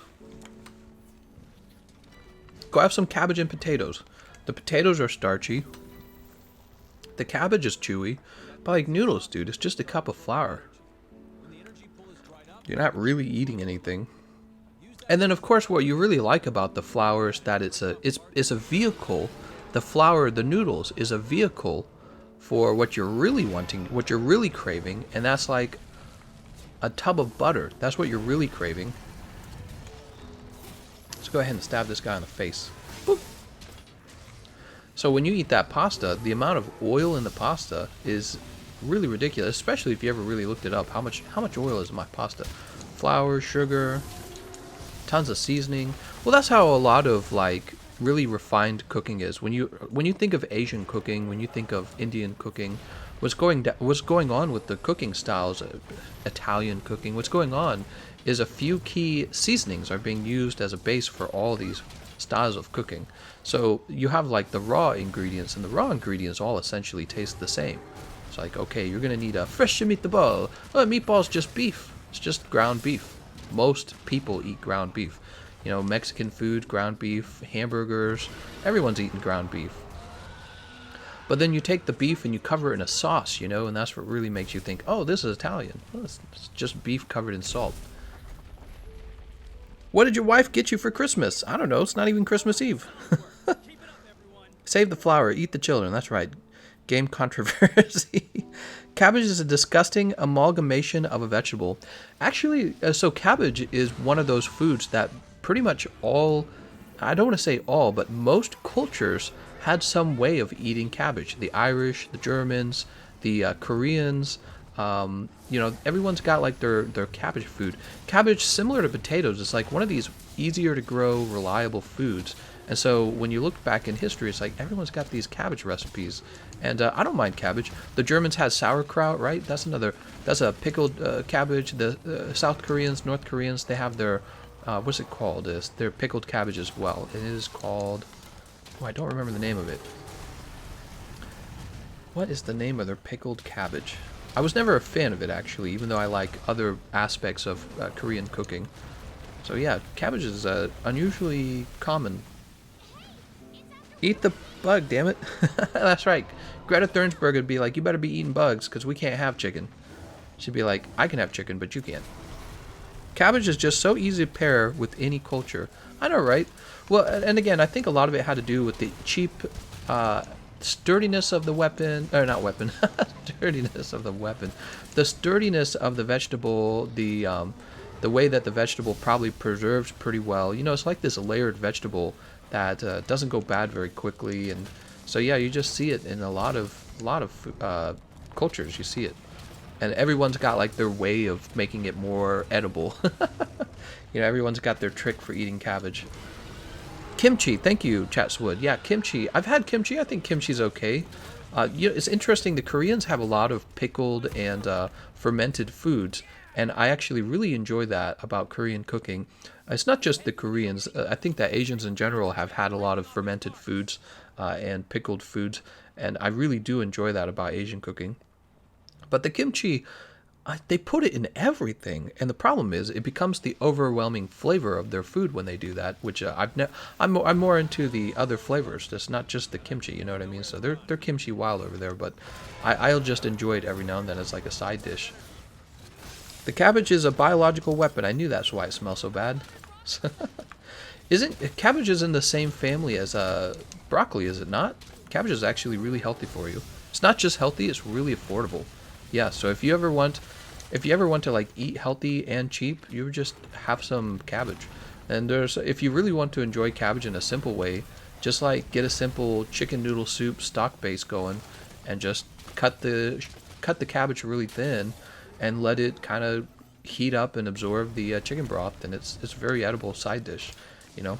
So we did a lot of that when I was in college, and we had like a really strict budget. So a lot of our meals included potatoes and cabbage because they're like dead cheap. One of the comparisons I like to make when I'm telling people, you know, how to budget their food better, or when I'm talking about the issue of budgeting for food, which by the way, most of your money gets wasted on food. Right? Like we were looking at how we could save money as college students, and there's a lot of things you can't save money on. Like you have to pay rent and it doesn't change. Food's one of those things you have control over. It's like, okay, we can actually somehow we can take money out of our monthly expenses in the food area. And so potatoes and cabbage, when you compare them, right, the potato comparison is what I would often talk about.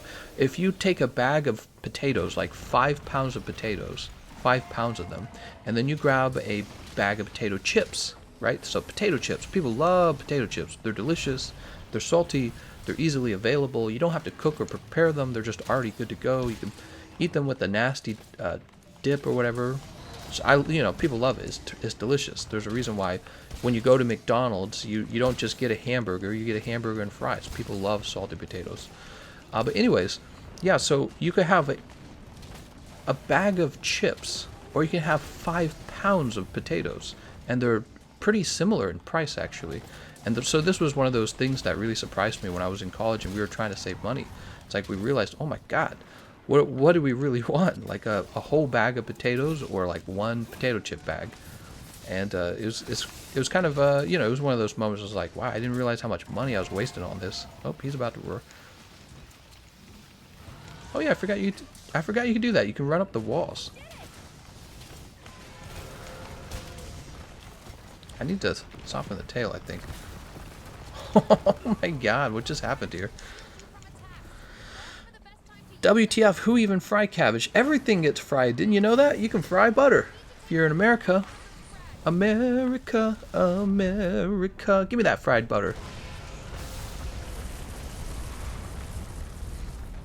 I love meat and potatoes. Yeah, it's very filling if you get some cheap meat like a chicken thigh and you have like some potatoes with the, you can do it, freaking everything. You can do everything with the potato. And so we ate a lot of potatoes and cabbage when we were in college. I think the hardest part was, when we were in college, it turned out we did this funny calculation because we were trying to. Is he fine? He's fine. We were doing this calculation because we really were down to the wire. We were at a point where we were so close to going broke that we were talking about pretty much our exit strategy for if we had to drop out of college. So we had like a strategy for if we had to drop out because we ran out of money. Because my parents, I hadn't spoken to my parents in like 8 years back then, so I didn't know them at all at that point, and they weren't sending me money. They weren't going to support my college education. I don't know, maybe they would have, but I had no plans of talking to them about it. And then her family was broke, and her father didn't even really approve of her going to college. So her father's like this really super Christian guy, and he's like, all you need is Jesus. You don't need the college stuff. I think that he actually felt uncomfortable with the college stuff, because you go to college and you become less Christian. That's a fact. You go there and you become educated, and the funny thing is, the more educated you are, the harder it is to be religious. Although that's that doesn't mean that smart people aren't religious. There's plenty of very intelligent people who are still religious, so don't take it the wrong way. It's just that you're not religious the same way you used to be. You know what I mean? Like you don't believe in the traditions the same way. You're like, I can question that. You know what I mean? But we talk about religion every now and then on this channel, and we know that nobody really has an answer to where everyone came from, so it's not like religion is a totally illegitimate thing to have in your life. But anyways, yeah, so her father wasn't a big fan of her going to college, and I think a lot of that just came down to the fact that he saw it as this thing that was going to cause his daughter to stray from the Christian faith, and so they weren't going to help her with money. They didn't have any money anyways, her parents, and I didn't have any money, and my parents didn't have any money, so yeah, we were just barely making it on the student loan. We had the student loans. Yay, we got out of the ring. Oh. Oh my God, and we were budgeting every freaking dollar we had.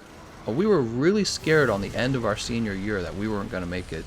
I mean, it was really that close. It was that close. We were completely out.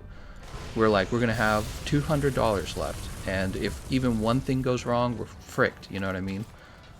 Even one thing goes wrong, we're out. So we're like, okay, well, this is where we're going to apply for jobs and blah, blah, blah. You know what I mean? So we had the whole backup plan going. Wow, you're getting great damage in stage 3. Worship the Parmesan. Oh, I love Parmesan.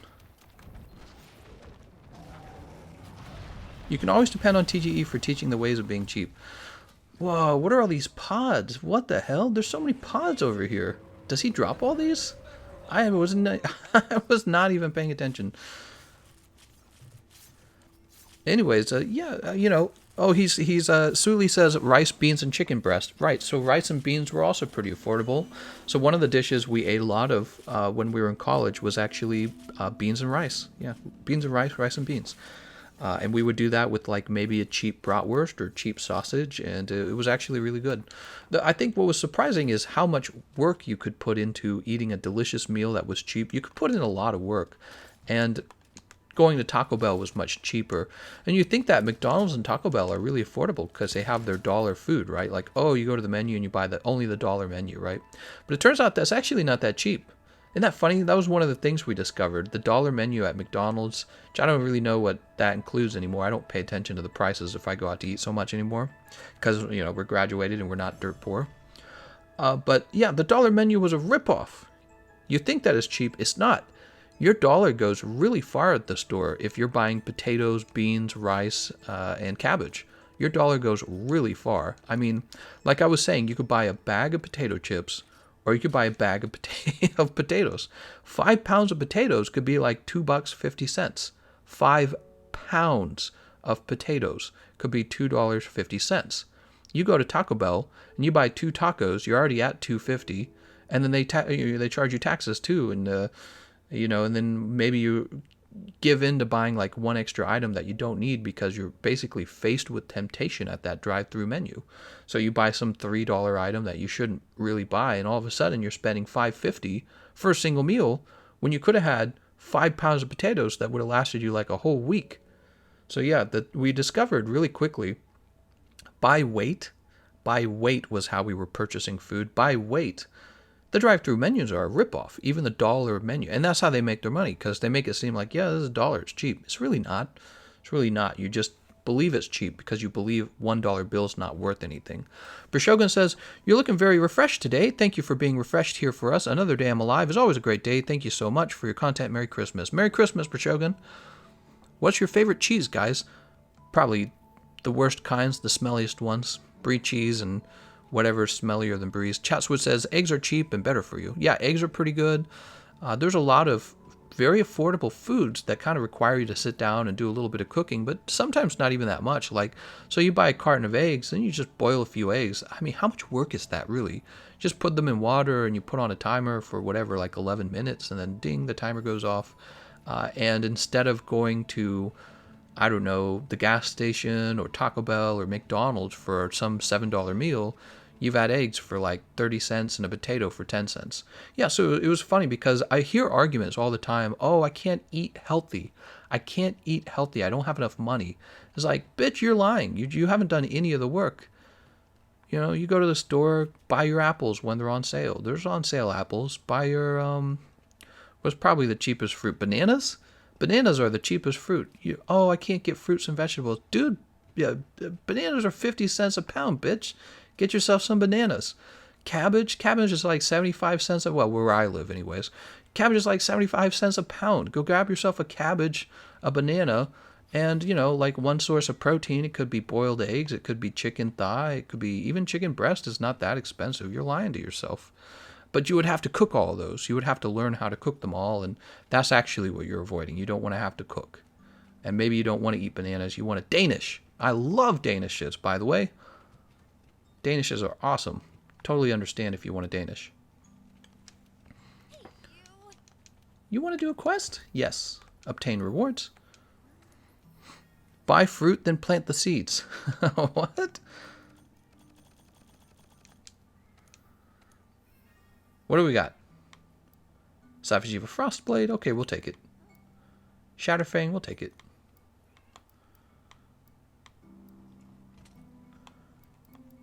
We have all the bows, right? Yes. Okay, so we're set on the bows. Here's Aqua Spear, and we're done. Let's go ahead and do another round of Safi'jiiva. I'll just keep practicing with the bow. I need the practice.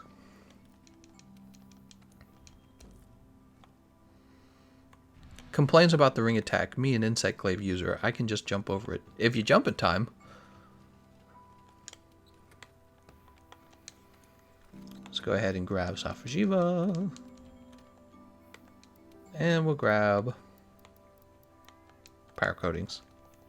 The problem with people eating healthy is that they don't want to take responsibility. Well, and again, it takes a lot of work to get yourself a healthy meal. It really does. It's so easy to go out and be like, I'm hitting Chick-fil-A, I'm getting my chicken sandwich. That takes no effort, and then you overpay for a chicken sandwich. It's delicious, but it's also delicious because it's overloaded with salt and with oil and ultimately with sugar if you ate the bread. So there's a reason why it tastes so good. It's because it's loaded down with all the things you're not supposed to eat in excess. And then, you're out of shape. And you're playing YouTube going, man, I need an exercise bike. I need a treadmill. Ugh. Fayed says, I ain't hungry. You need 2 of all the light bowguns except Hellshot and Drakshot. Why's that? Oh. 2 of them? Is that because you build them differently for like Pierce, normal, spread? Is that why? That's too many light bowguns, man. It's like 1 billion light bowguns. That's why the sticky ammo is so popular, because with sticky ammo you just don't think about all that stuff. You just run sticky. Hey Gameconomist, I'm using your rubber band tip at the Steamwork Law, 13,000 materials. Oh good, I'm glad to hear that. See you later, Nick. Spicy Popeye's chicken sandwich is my religion. I tried it. I thought it was kind of gross, to tell you the truth. I tried Chick-fil-A for the first time like a month and a half ago, and I thought that was actually yummier. I'd never tried Chick-fil-A before then, but yeah, I was impressed. I was like, oh, that was actually pretty good.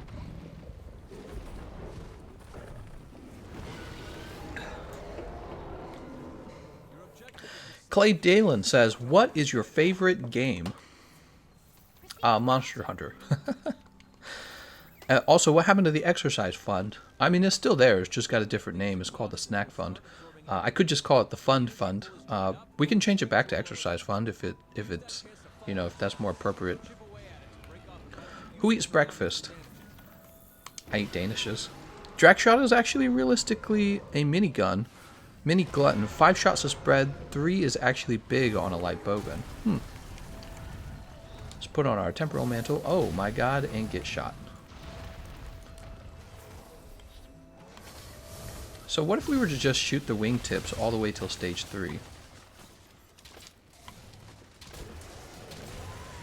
I mean, we do after all have tenderizer on the setup.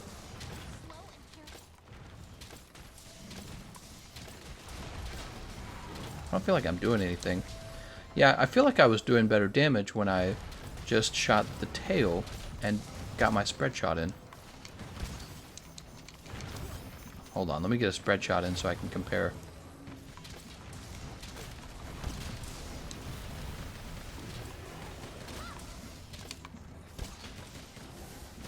Yeah, I think it's actually very comparable.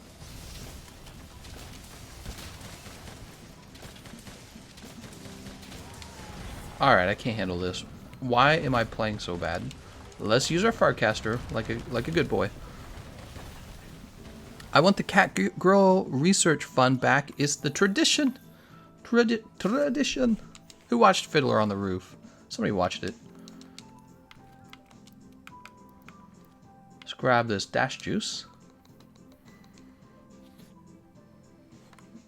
And now let's go ahead and eat, because we're not going to be stupid about this, right? Any more stupid than I've already been. My favorite sandwich is a chicken parm sub. That thing was so big I couldn't finish it in one sitting. Size matters. They say it doesn't, but it does. What bow is that, by the way? The effect on the quiver is very nice. This is a Safi'jiiva dragon bow.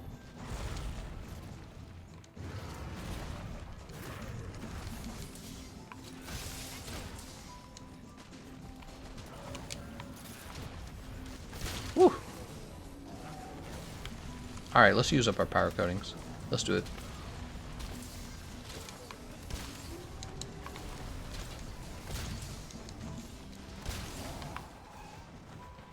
I'm just looking at this spacing, realizing maybe 2 levels of extender will bring you out of most of his hitboxes as long as you're not dead center. Do we have room for that, though? I mean, we should be building Part Breaker, right? I don't think we have room for a evade extender.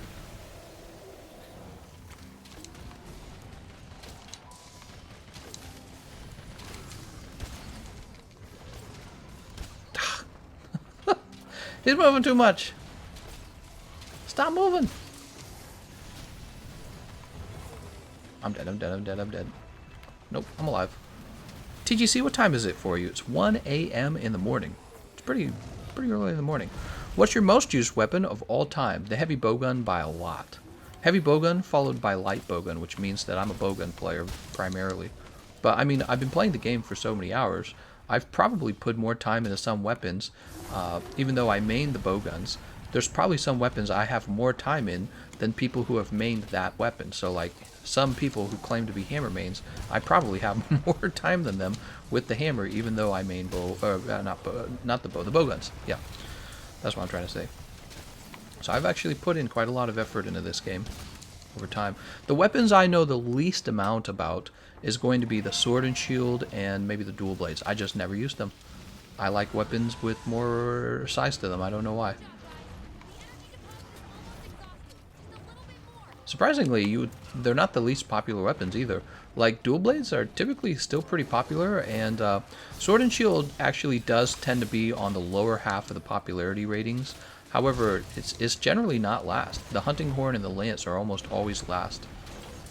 You'd think it would have changed for Iceborne, but in fact, it has not. See under that? Did we already drop it? Can't tell if we already dropped it. Oh yeah, we've already dropped it. Why do we push him this way? Probably no one paying attention. I wasn't paying attention. I've stopped paying attention to what's going on in stage 1. It's kind of annoying to pay attention. Ruby left! Ruby, no! Alright, power coatings are gone. You can see it immediately because your damage output just... What? He was in the... Whoa. Where is he even? I thought he was somewhere totally different. I thought he was by a droppable boulder. Wait, is he? Let's go ahead and get this on. Should have been doing that the whole time.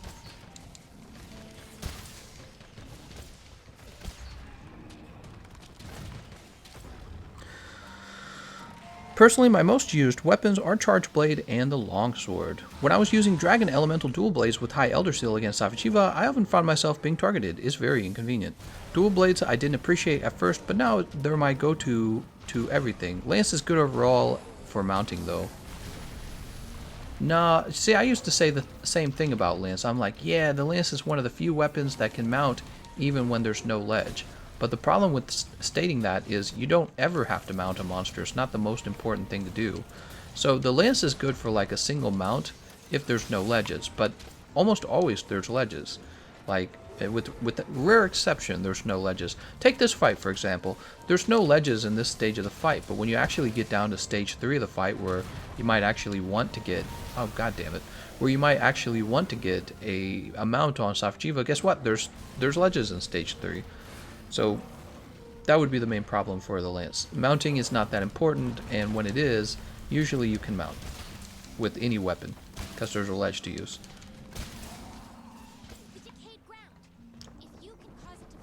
Whee! Shut up. When you play Charge Blade, you look like you're clenching your butt cheeks. What? Problem with any super element focused weapons is that Silverlos isn't super efficient with Teostra, so you can't fit survivability while having great damage. TGC not hit the good hit zone value, but bow is very powerful against everything. It's true. I'm still dealing good damage against this tail. If you guys haven't noticed, I'm hitting like 27s, maybe 30s, and even though that's not like the best damage, it's still okay damage. And if I was using the blast bow, we would be getting blast procs probably. But of course I'm not using that, am I? We'll use that in the future. We don't have enough Dracolite, unfortunately. And we are leveling up this bow still. So we are officially out of Dracolite, which tells me that maybe making a guide on farming Dracolite faster would be important. Yeah, guide on the quickest Dracolite farm.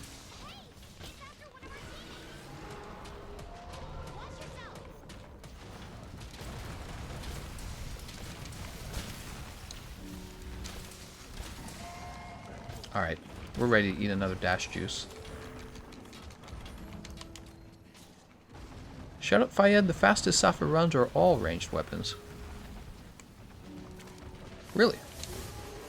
Well, probably because of that elemental ammo, which just tears right through them.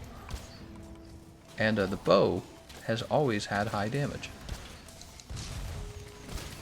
Yeah, see, we're hitting like 39s anyways.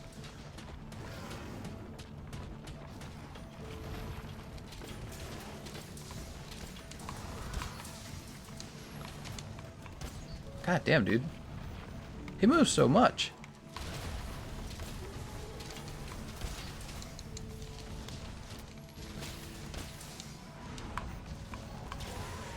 Ouch.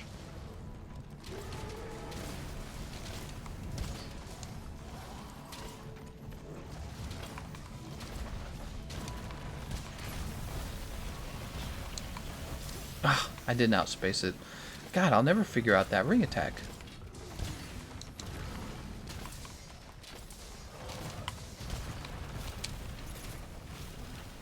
Woo! I gotta remember to use the 1,000 dragons, because that's doing lots of damage.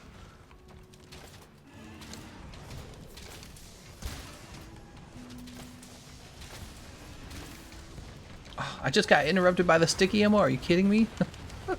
Oh my god.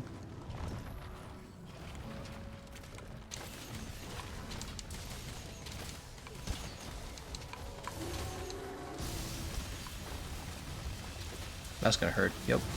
Should have rolled for it instead. Sticky's out DPS, Insect Glaive, and Lance. Easy. Isn't that sad?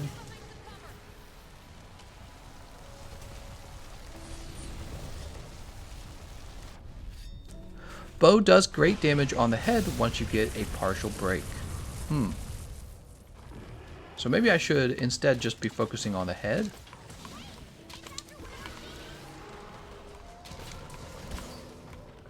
Let's go ahead and soften the head first of all.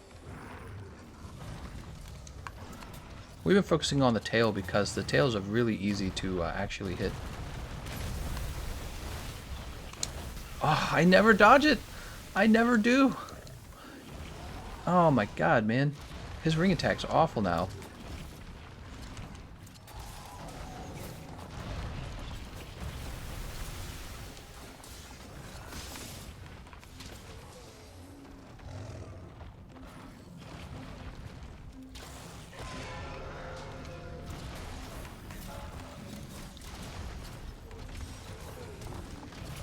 Oh, that could hurt.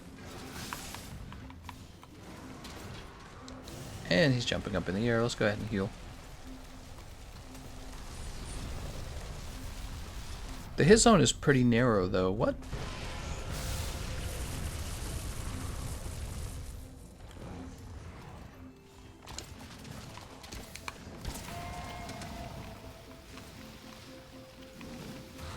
Whee!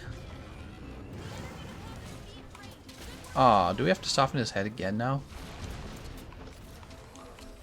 Grab onto him, Clutch Claw. Oh my god. There we go.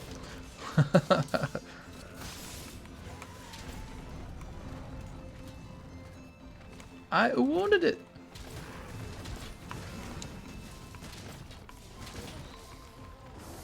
He moves his head really fast.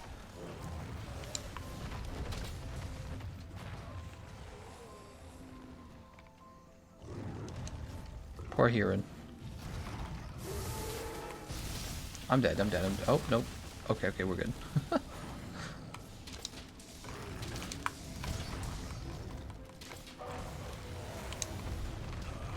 Dude.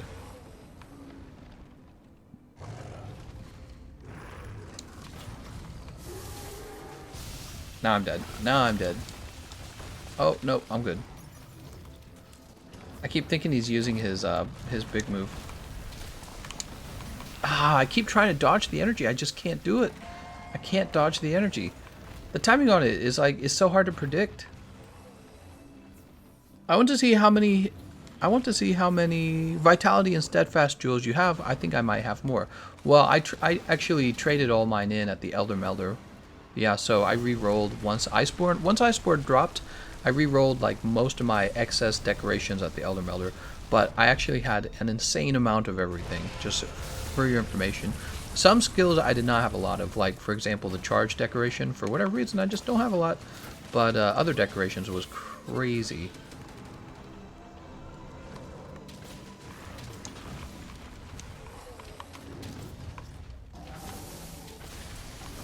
Well, I don't know. In multiplayer, it's pretty hard to hit this guy's head. Look, he just, I feel like I'm wasting my time. I feel like I'd be better off shooting whichever body part was closest. Like, look. See, I'm just focusing on what... Too early. Damn, dude. Has anyone figured out how to dodge these rings easily? I can't do it. I just feel like I always get hit. Oh my god.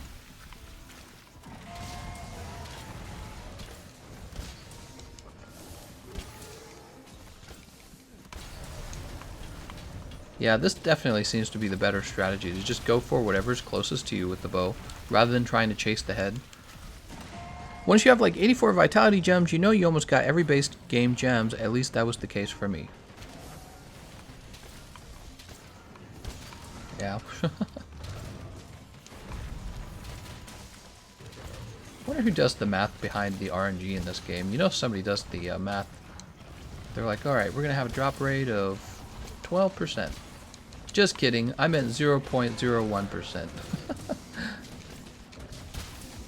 Oh yeah, we're getting the damage on when we focus on his back limbs, and we don't really worry about whether we're hitting him in the head.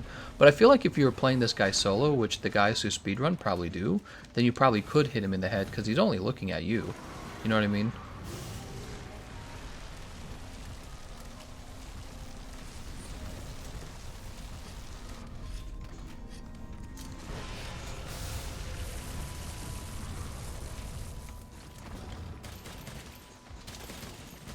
Oh my god.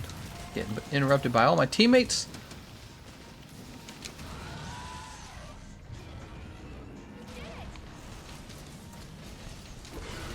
Damn it.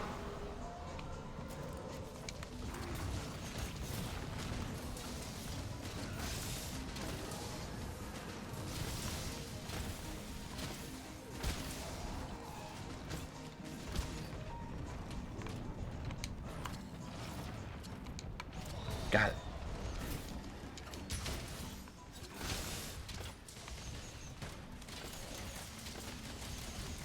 What is interrupting me?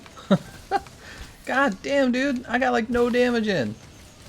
Freaking elemental ammo. Shoot around your teammates. There's a huge tail. Freaking everything fucking flinch shots. Why do they have that in this game? I don't understand. The friendly fire is one of the things I never understood in this game.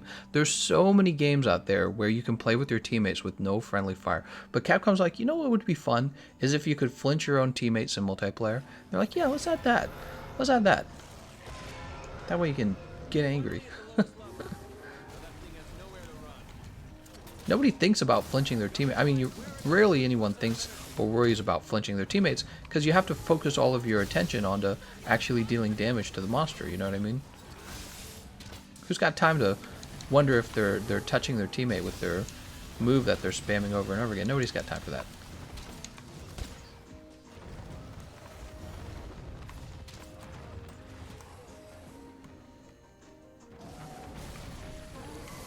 Oh no.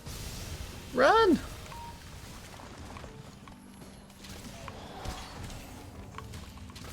Uh-oh, time to wake him up, everyone. You ready for this?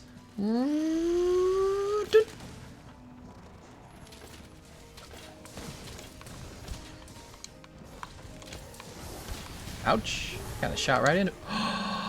Wow! He's like, nah, you dead, bitch.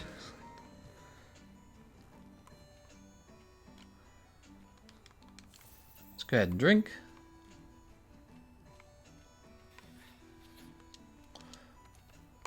Well, the chef's choice platter. Flinching is a staple of Monster Hunter. That's one of the things I hear every time I bring up a complaint about Monster Hunter. One of the fastest responses I get is actually, yeah, that's what they do in every Monster Hunter. That's always the fastest response I get, and it doesn't actually ever change my mind on how I feel about the thing. You know what I mean? I feel like when it comes to game design, you got one rule: it's gotta be fun. That's the only rule. And if it's not fun, you get rid of it. And I gotta say, if they took the flinching out of the game, the teammate friendly fire, would anyone go, remember teammate flinching? God, I wish they'd bring that back. If nobody's gonna say that, that is the sign that it's time to drop it. That's one of those things where you go, all right, we're getting rid of that. But, you know what I mean. Tradition! Start singing If I Was a Rich Man over here. How dare you waking him up?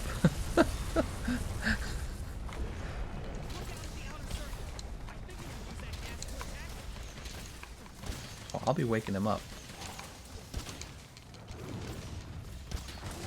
Whoop.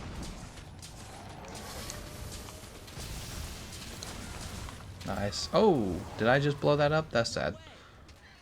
That explosion was gnarly Kugo. Oh wait, did I actually hit him with the explosion? Unintentionally?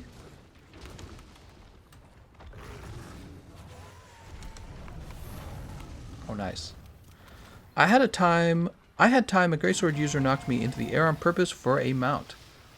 Well, and I don't think being knocked into the air has to be gotten rid of. That's a little bit different. But all the simple flinches, they're just too much. Like, imagine every time a bowgun user flinches you because they're just using their elemental, or any time a longsword user flinches you because they're just using spear blade. You know, it's too much friendly fire. There's got to be a limit to it. You know what I mean? Tone it down. Nobody's gonna miss it. I promise. Nobody's gonna go like, man, I'm so sad they took out flinching. That was one of my favorite aspects of the game. Nobody's gonna say that. It'll never happen. It's called flinch free. Just build flinch. No, I'm not building it. You have to if you play Hammer, don't you? Why run level 1 flinch free when you can max out your crit boost to level 3? Exactly. It's just kind of like, why build flinch free when they could just not have as much flinching? You know what I mean? They're kind of like, hey, see those teammates you're playing with? Now you got to build flinch free. It's like, oh, that's not exciting at all. That is definitely not what I would call fun, right? And again, that's forget about all your presuppositions, all of your entrenched positions on how you feel the game should be, and just ask yourself, is it fun? But is it fun? Is taking whatever your last level of whatever it is you were building, is taking that out and adding flinch free to your build actually fun? And when you eventually agree with me and say no, so then you would just say, you know, and they could have some friendly fire, I think. For example, let's say like the cluster bombs. Cluster bombs knock you away, and it's one of the ways that the cluster bombs remains balanced, because if you want to use this really OP ammo type and it touches your teammates, your team loses a bunch of damage. So it can be used as like a way to balance certain weapons or certain moves. But I mean, he's just using his elemental ammo. Do you really got to flinch me on the elemental ammo? It's silly. It's kind of like when they had the, do you guys remember when the game launched and they had the slice ammo? And the slice ammo just flinched like crazy and they had to take it out. It's kind of like that. So they've already nerfed some friendly fire in the past. I feel like they should do it again. Actually, didn't they? I think they might have changed some of the friendly fire caused by the wyvern fire on the gun lance. Did that happen recently? We'll have to test that sometime. That was one of the changes in update 12.01. All right, guys, that was a lot of fun. We got to work on our dragon bow build here. Well, actually, let's take this over to the smithy real fast. So we've played it in 3 runs against Safi'jiiva. Let's see if it allows us to upgrade it. Upgrade equipment. Stored potential. 4. Okay, interesting. And let's try to upgrade it. Let's see what happens. Nothing. Let's try it again. Doot. Nope. Let's try it again. Nope. What are these rolls? They're being so tough on me. Lunastra. All I ever wanted was Lunastra Essence. Element up 5. There we go. Got it.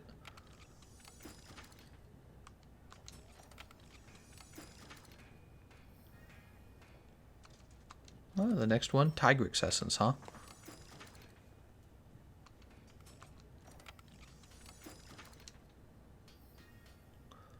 There it is, Elemental up 5, and we're done.